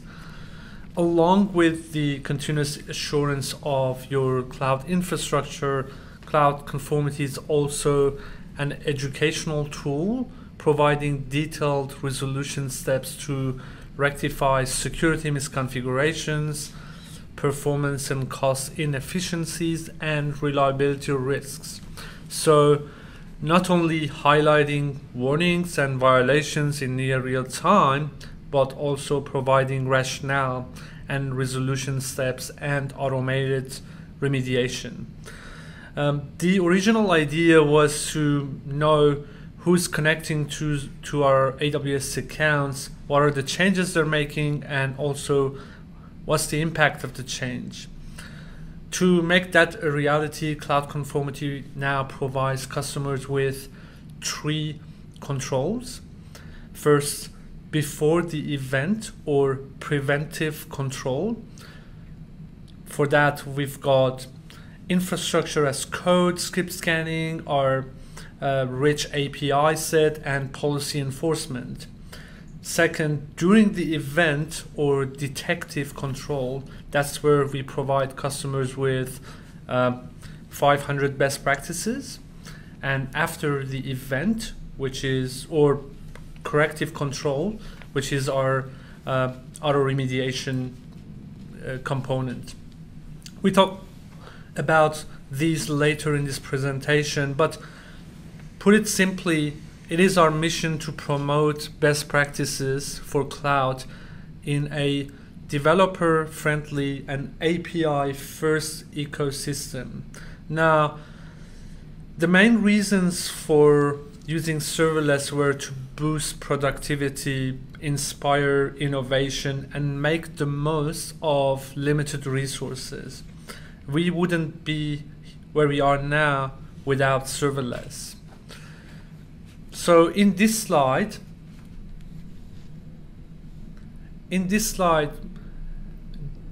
you can see where we've got to today.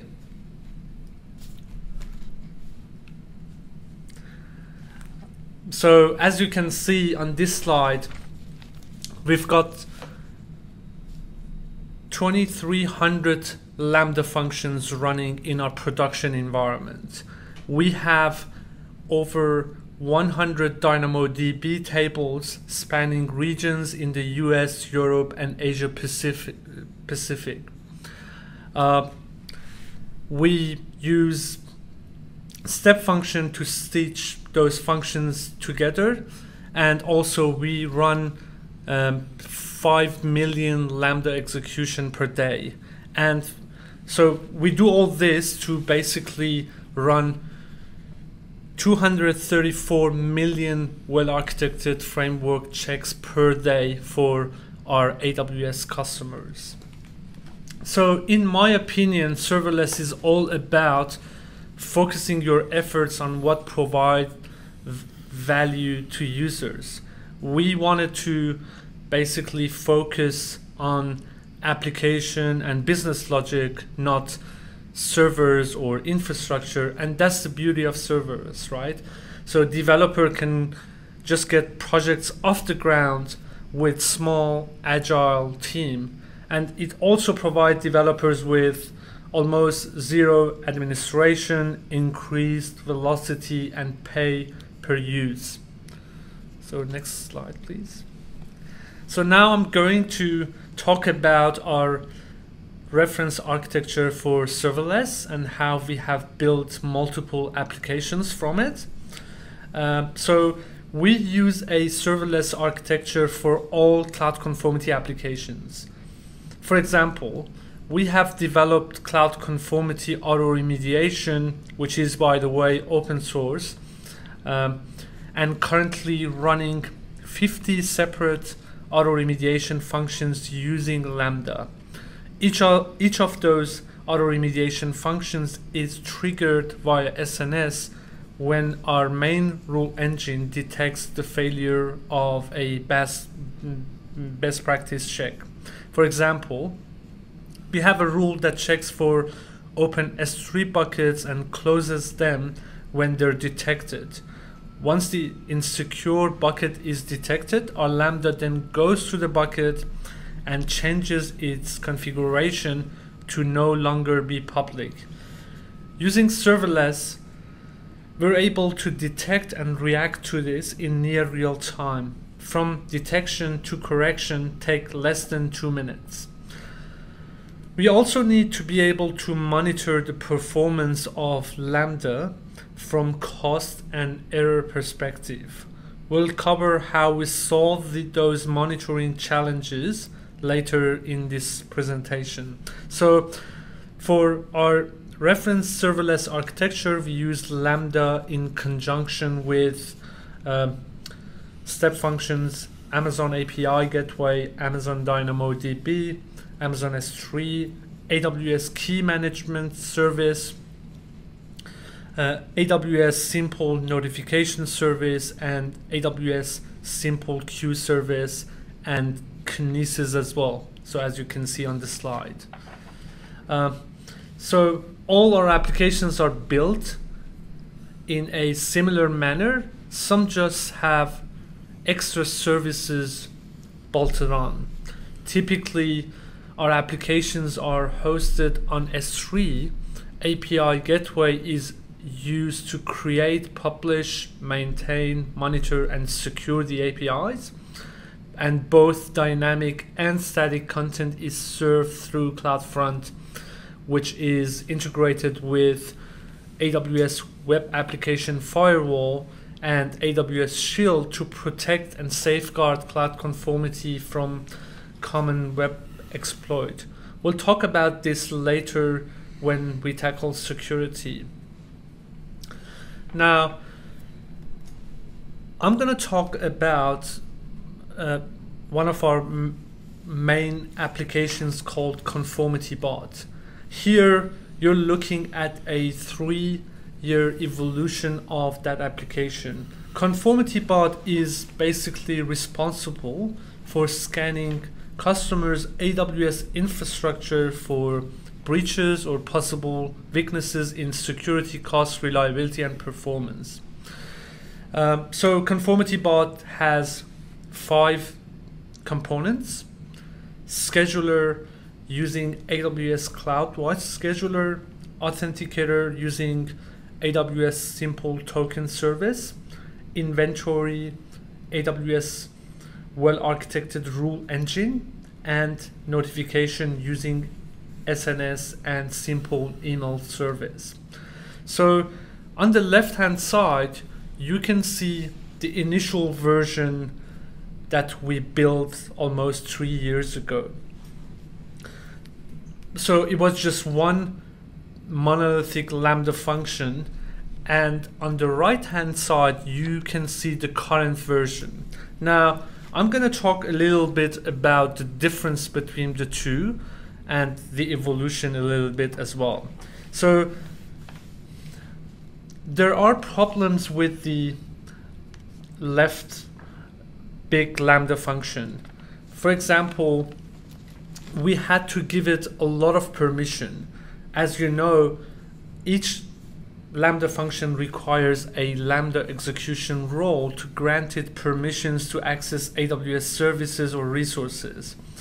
Usually big Lambda functions tend to have an overly permissive role, which is a bad security practice. As you can see, for achieving Conformity Bot in one Lambda function, we had to give it a lot of permissions to S3, to Elasticsearch, to DynamoDB, and other services. Scaling issue was also one of the drawbacks of the monolithic function on the left-hand side. So in theory, as you know, 10% of your functions consume 90% of your resources, such as Lambda memory.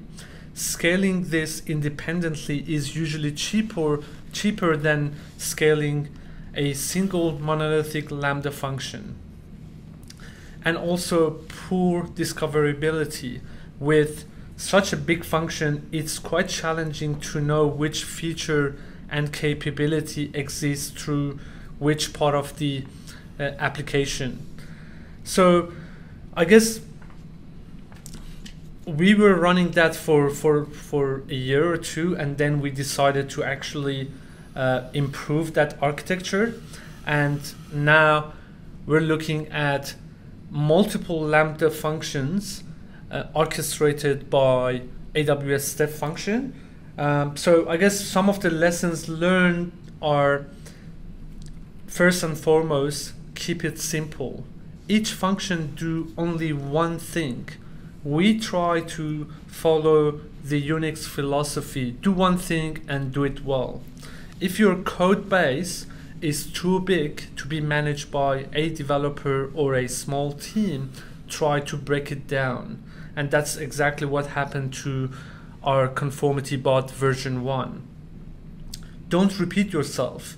This is a commonly cited principle of software development to eliminate the duplication of functionality and extracting that in a separate component. And a new Lambda is a great fit for such case. Functions should not call other functions. Instead, try to use queues and messages and other forms of integration. So in our new architecture, we use a lot of messaging and queuing as well. When designing functions, try to follow solid principle or single responsibility principle. So you know exactly what the function does, and you know the function is actually very small. It's very focused. Utilize CloudWatch alarms to inform you when duration goes beyond, throttling occurs, or function fails before your customers tell you that. So monitoring and alerting is crucial for all production-grade services. We use serverless to build our own monitoring and alerting system. We're going to talk more about monitoring later, but please reach out to us if you need more information about this. And also be aware of Lambda limits, such as timeout, deployment package size, concurrent execution, so on and so forth. In terms of security, try to run Lambda safely in VPC if they need to communicate with your databases. Block anomalous HTTP traffic with AWS Web Application Firewall and AWS Shield if you're using API Gateway and Lambda. Use your own KMS keys to securely pass environment variables into Lambda functions. And lastly, use a framework to develop, build, and deploy and maintain your functions. Awesome, thanks Mike. One of the challenges of running an unknown bleeding edge platform is that there are gaps that you don't even know about. And when you find them, no one else has solved them. So you either have to wait or build your own solutions. And one of our major challenges is monitoring. Amazon CloudWatch events gets better and better, and in our opinion is only marginally behind third-party products that you have to pay for and deploy. We're continually looking at third-party tools for their ability to monitor security, performance, and cost, but we've yet to find one that does the things that we really need. So as an example, Amazon CloudWatch records AWS Lambda memory and the maximum memory that a function uses. This is a critical metric to see if you are over-specifying your AWS Lambda functions, because if you do that, you'll pay quite a lot for that. Now, this metric is caught in CloudWatch, but it's not a metric available in the CloudWatch dashboard. And there are some third-party tools that will pull this data for you, and this is the gotcha, is that they'll do it on a single function or ask you to give them the name of a single function. And they'll probably just do it for a single region or a single account. But luckily, our VP of engineering loves a challenge like this. And you can see from this slide that we pull the maximum memory usage and maximum memory available, both of which are those good indicators for cost optimization. And we do that over 5-minute intervals. We pull other critical data too, and we have a point and click interface that shows roll-up data at a regional and function level. Now, if I told you that this monitoring was built on serverless, then I think you'll start to understand how we work. In this case, we use 6 AWS Lambda functions and Amazon Elasticsearch. And we're using the smallest Amazon Elasticsearch instance type that's available. And we only store the last 24 hours of monitoring data. Next, we're going to talk about our best practices across the serverless stack based on the well-architected framework. Mike, you love the AWS well-architected framework. Everything that we do comes from that foundation. Can you tell us about the framework and why it's a developer's best friend? Sure. Yes, that's actually right. I do love AWS well-architected framework, and it's super exciting to be working very closely with AWS on that. We are big believers in AWS well-architected framework and its 5 pillars and lenses. And we believe that having well-architected systems greatly increases the likelihood of business success, really. For those not familiar with the framework, AWS well-architected framework helps cloud developers build secure, resilient, high-performing, and efficient infrastructure for their applications. I also encourage you to have a look at AWS Serverless Application Lens, which focuses on how to design, deploy, and architect your serverless application workloads on the AWS cloud. So here are a few serverless best practice examples taken from the serverless lens. Unused DynamoDB table. This is a cost optimization best practice to identify and any kind of unused DynamoDB table within your AWS account and remove them to help lower the cost of your monthly AWS bills. Another example is Lambda execution role. This is to ensure that your Lambda functions do not share the same identity and access management execution role in order to promote the principle of least privilege by providing each individual functions the minimal amount of access required to perform its task. Also, API gateway active tracing, for example, this is to ensure that active tracing is enabled for your API gateway stages to sample the incoming request and sends traces back to AWS X-Ray. Once this feature is enabled, X-Ray service will trace and analyze user requests as they travel through your API gateway to the underlying services like Lambda.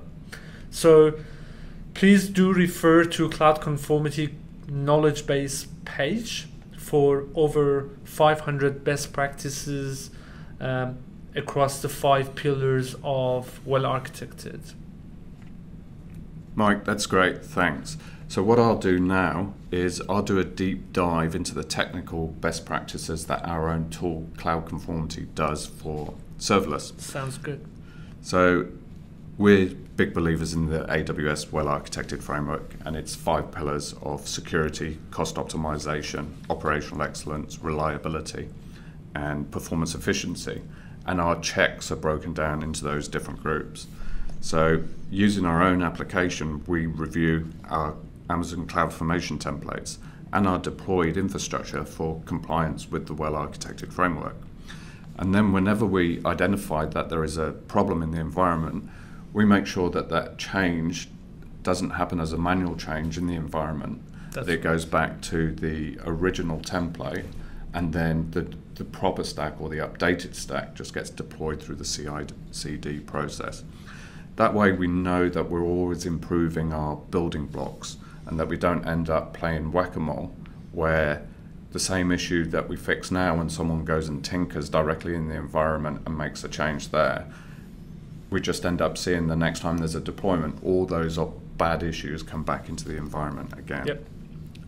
So our AWS Lambda checks include making sure that environment variables are encrypted with customer managed keys, that we ensure AWS Lambda functions do not allow unknown cross-account access, that the Lambdas themselves are run in the latest version of the runtime, that there is a unique role for every single different Lambda function that we're running.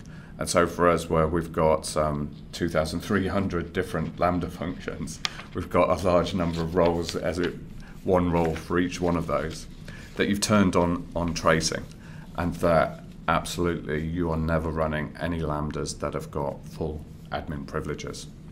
We also have a number of checks for DynamoDB, making sure that you have continuous backups turned on, that you remove any of those unused tables that you mentioned before, and that encryption is turned on. And if you're using the Dynamo accelerator cluster, making sure that you've got encryption turned on there. For API gateway, we check that you're using the web application firewall and that you're using SSL certificates for authentication, rotating those certificates when they need rotating, and that you've got the appropriate logs set up throughout or for your API gateway. So, Mike, one of the other things that we use for deploying packages is the serverless framework.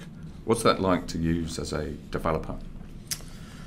All right, so I guess to run serverless at scale, it is important to use a framework to develop, build, deploy, maintain your functions.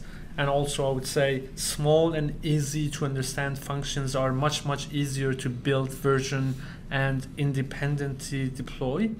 So we use the serverless framework and loving it. And we decided to actually use Node.js as our main programming language as well. So serverless framework is a core component of our company's engineering team, which helps us reduce IT operational costs and deploy services faster. And apart from being easy and open source, it has a lot of other benefits as well. For example, minimum configuration. You can easily define your entire serverless stack with a single YAML file. It also has a robust ecosystem and vibrant community. The serverless framework community has built and published tons of plugins to extend the framework's functionality and examples, projects to get you started quickly. In terms of application lifecycle management, which is something that you would definitely need when you start serverless development,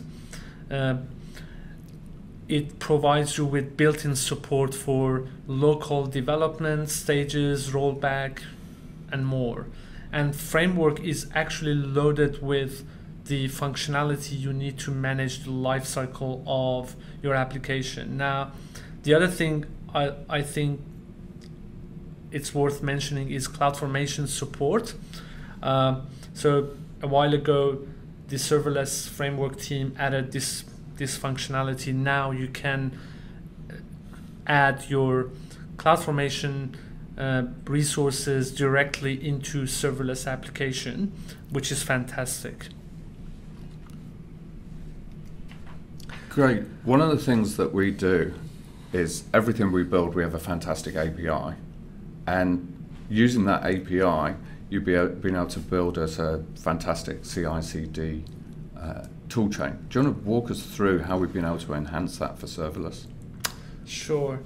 At Cloud Conformity, we really strive to have a freedom and responsibility culture where we hire great engineers and we trust them to do their job well. But how do we ensure that we are secure and optimized at all times? Freedom given, how do we ensure that we safely build new features and fast deliver to our customers? The answer is automation. We trust our developers to build systems, but to ensure security, resilience, and performance, as soon as their code is checked in, it goes through an automated infrastructure as code phase, where it's checked against AWS well-architected and some other compliance and standards. So this is, if you're looking at the slide, at build stage, there's a template scanner phase where it's checked against well-architected.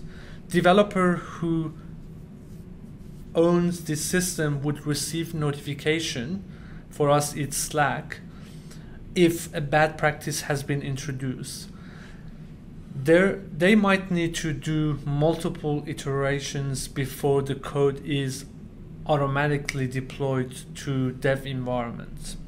And then from there, once in dev, test, or staging, it goes through another automated, well-architected review against a live environment, and also some other automated tests, and then promoted to production, only if it is in line with well-architected.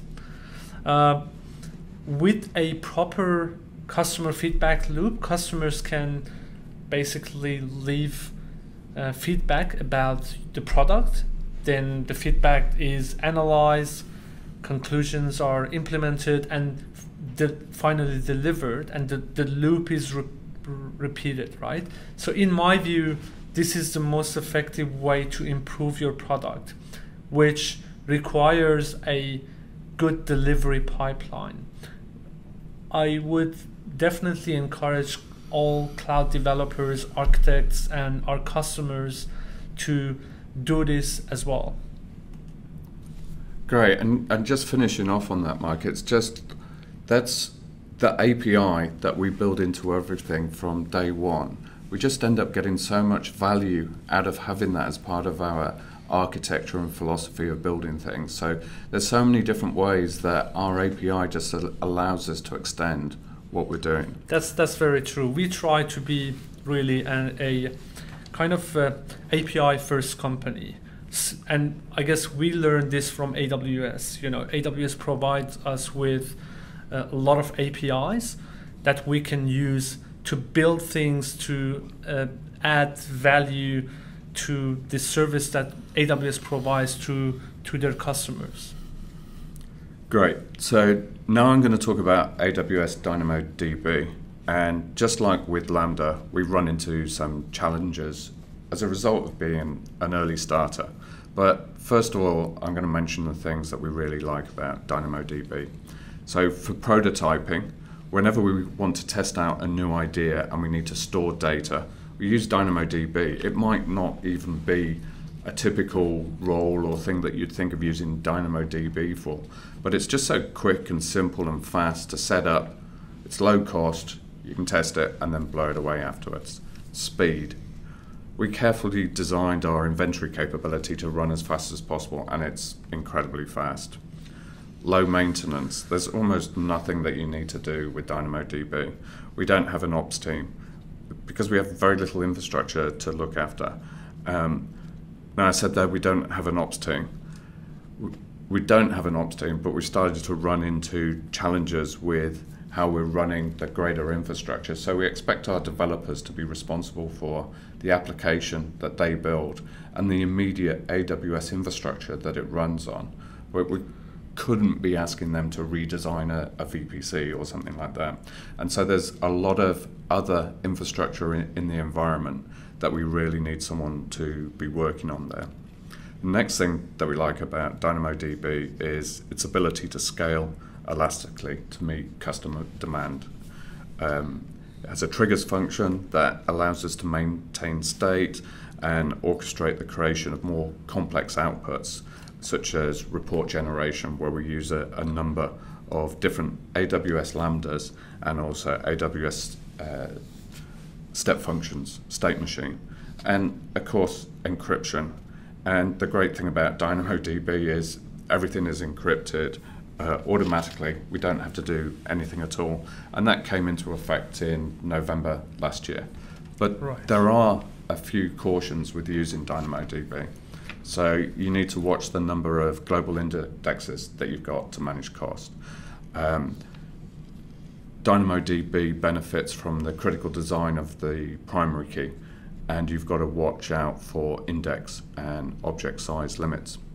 So there have been a number of business problems that DynamoDB has solved with us. Initially with AWS DynamoDB, we experienced application outages and poor performance, and they were difficult to troubleshoot and fix without just throwing more money at DynamoDB, buying more capacity, which we wouldn't have used most of the time. So we learned to use exponential backoff to avoid exhaustion of write or read capacity.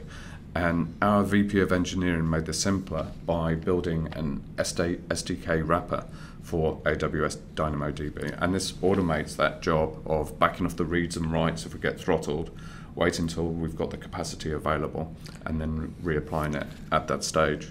Which is open source now. Yeah. Cloud Conformity is a growing business and has scaling issues that AWS DynamoDB doesn't address for us in the way that we've got it set up. Although it's got an ability to auto scale, this is more to meet a general trend. And you can see on the slide here where we suffer from short-term spikes, and you can see those blue spikes going across the red line. The red line is what we've got provisioned. The blue spikes exceed that. And you can also see in some occasions that DynamoDB does scale, but it scales after the bursts have taken place, so it's not able, in the way that we've got it set up, to be able to cope with those immediate extra demands. And then the other thing that it's impossible for DynamoDB to scale for is when we add new customers into our system. So if we have a new customer who's got, say, 500 AWS accounts, and we know we're adding that on Monday, we have to go to DynamoDB and increase its capacity for certain tables that are going to be affected by that. And we also learned that it's also important to increase your minimum as well as your maximum capacity. Everyone's always focused on the maximum, but you need to make sure that you've got that minimum to get optimum performance. Initially, we found it challenging to monitor AWS DynamoDB.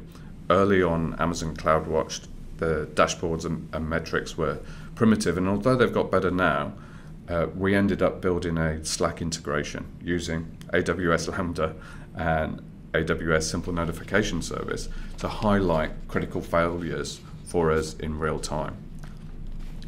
As our serverless empire increases in size and our business scales, so do our running costs.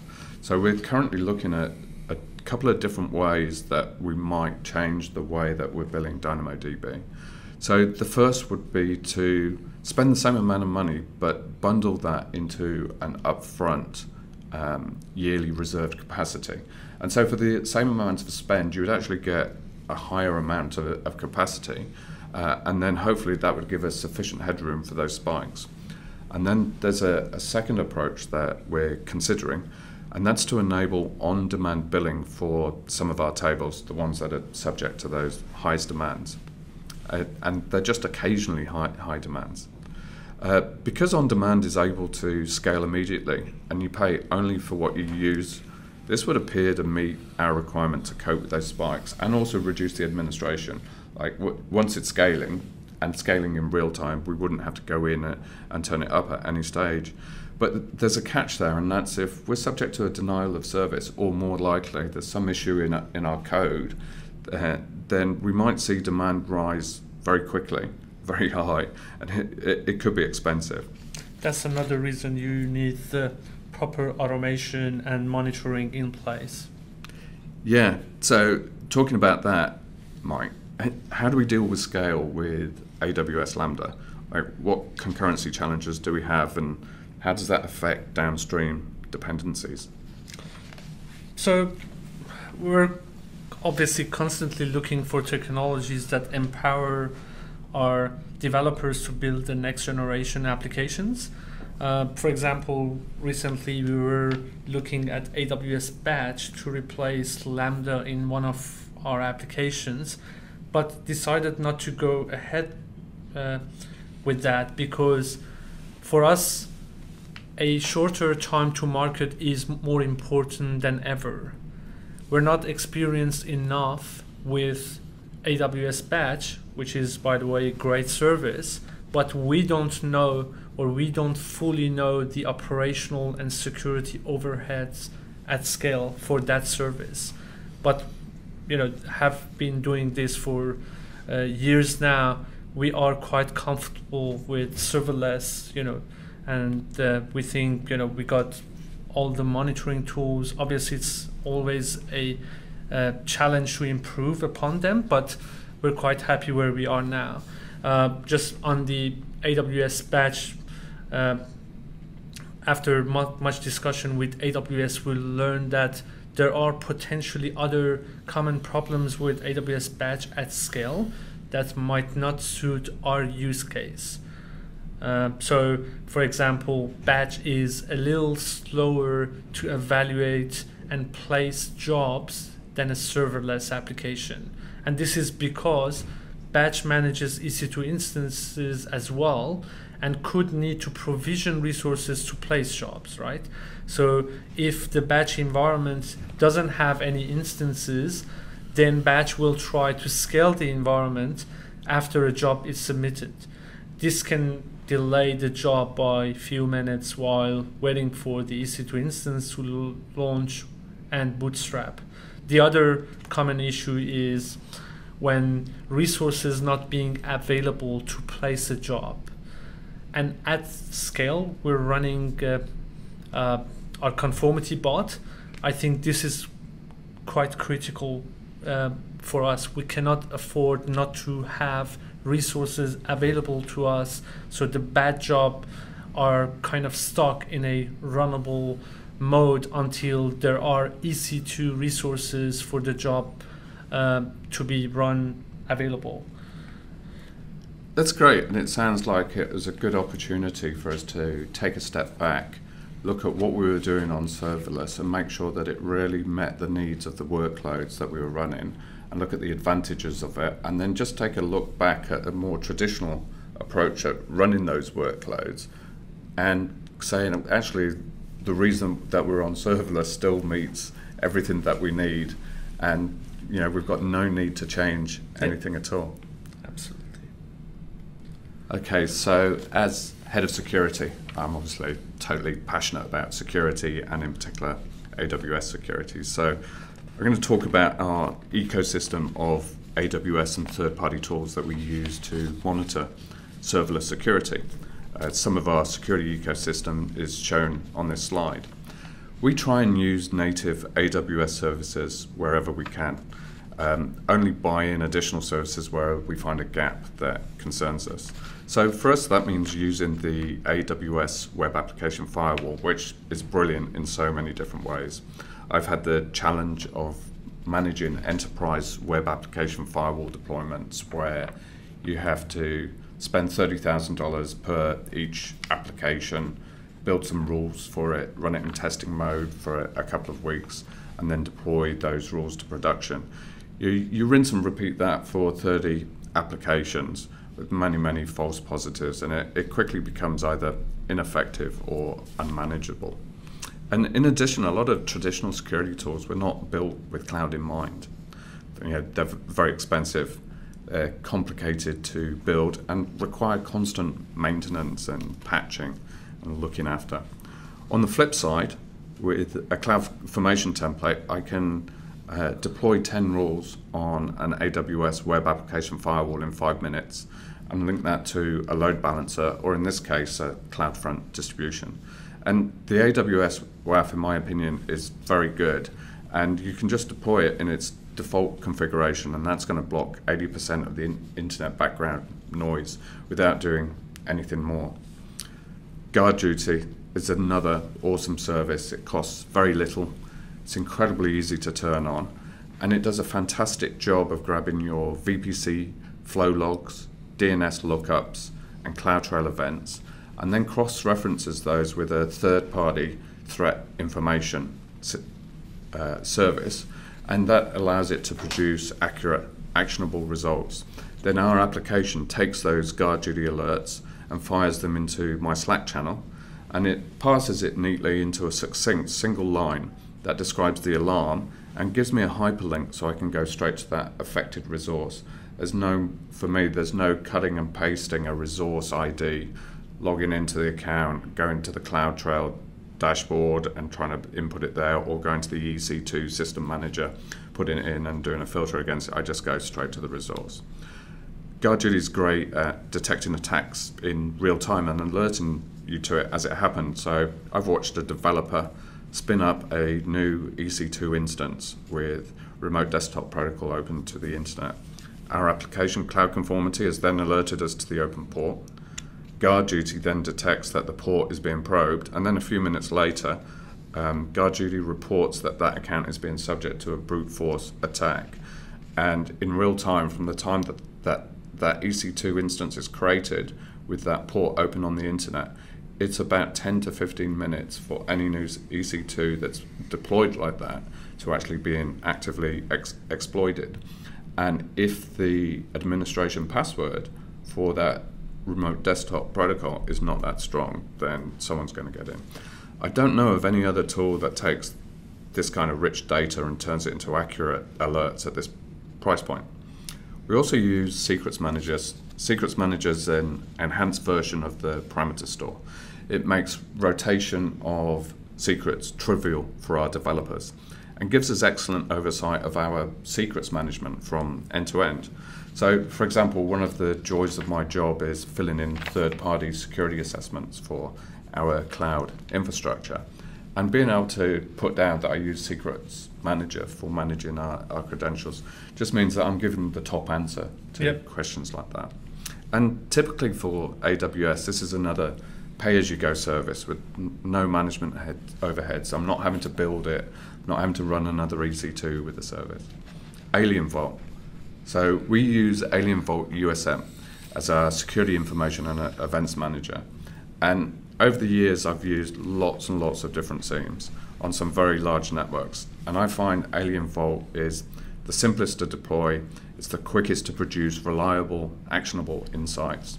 And although it was written from the ground up for AWS, Alien Vault has such a rich history of SIEM development because the company also owns the open source security information and event management platform.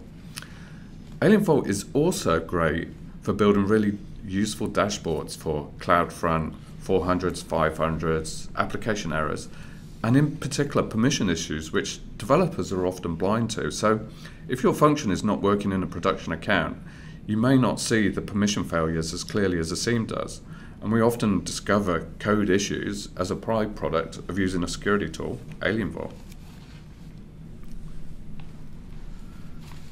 So I'm going to finish with a discussion of what you can expect to pay when you're doing things this way. So although on this slide I haven't broken out the specific cost, what we're paying per month for these individual services, we are showing here clearly the percentage of our bill that's consumed by each one of these services.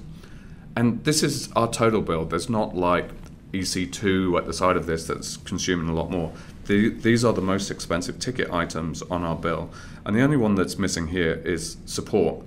And that's a simple percentage of your total spend.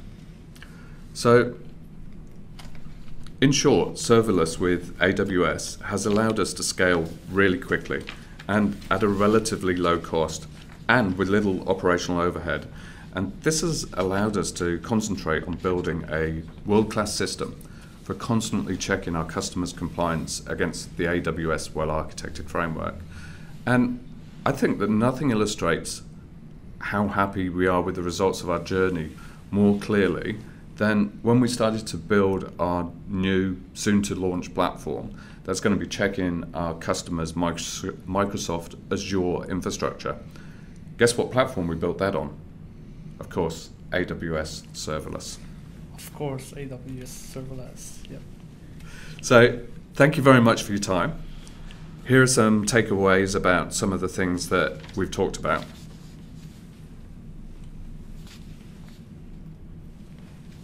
Thank you very much. Thank you. Paul and Mike, thank you so much for that great presentation. It's awesome to hear how your experiences, awesome to hear about your experiences and how you're building serverless applications globally and at scale. To all of our attendees, if you'd like to hear more about cloud conformity, please click the yes link provided to you in the chat area, and they'll get in touch with you to answer any questions that you might have. And that's all we have. That's all we have for you today, folks. Thank you again for your attendance. We hope this has been informative. Please provide feedback. We really appreciate that, and we want to know more about what we're doing well and things that we can do better. And with that, I'll just leave you with a goodbye and go build on serverless.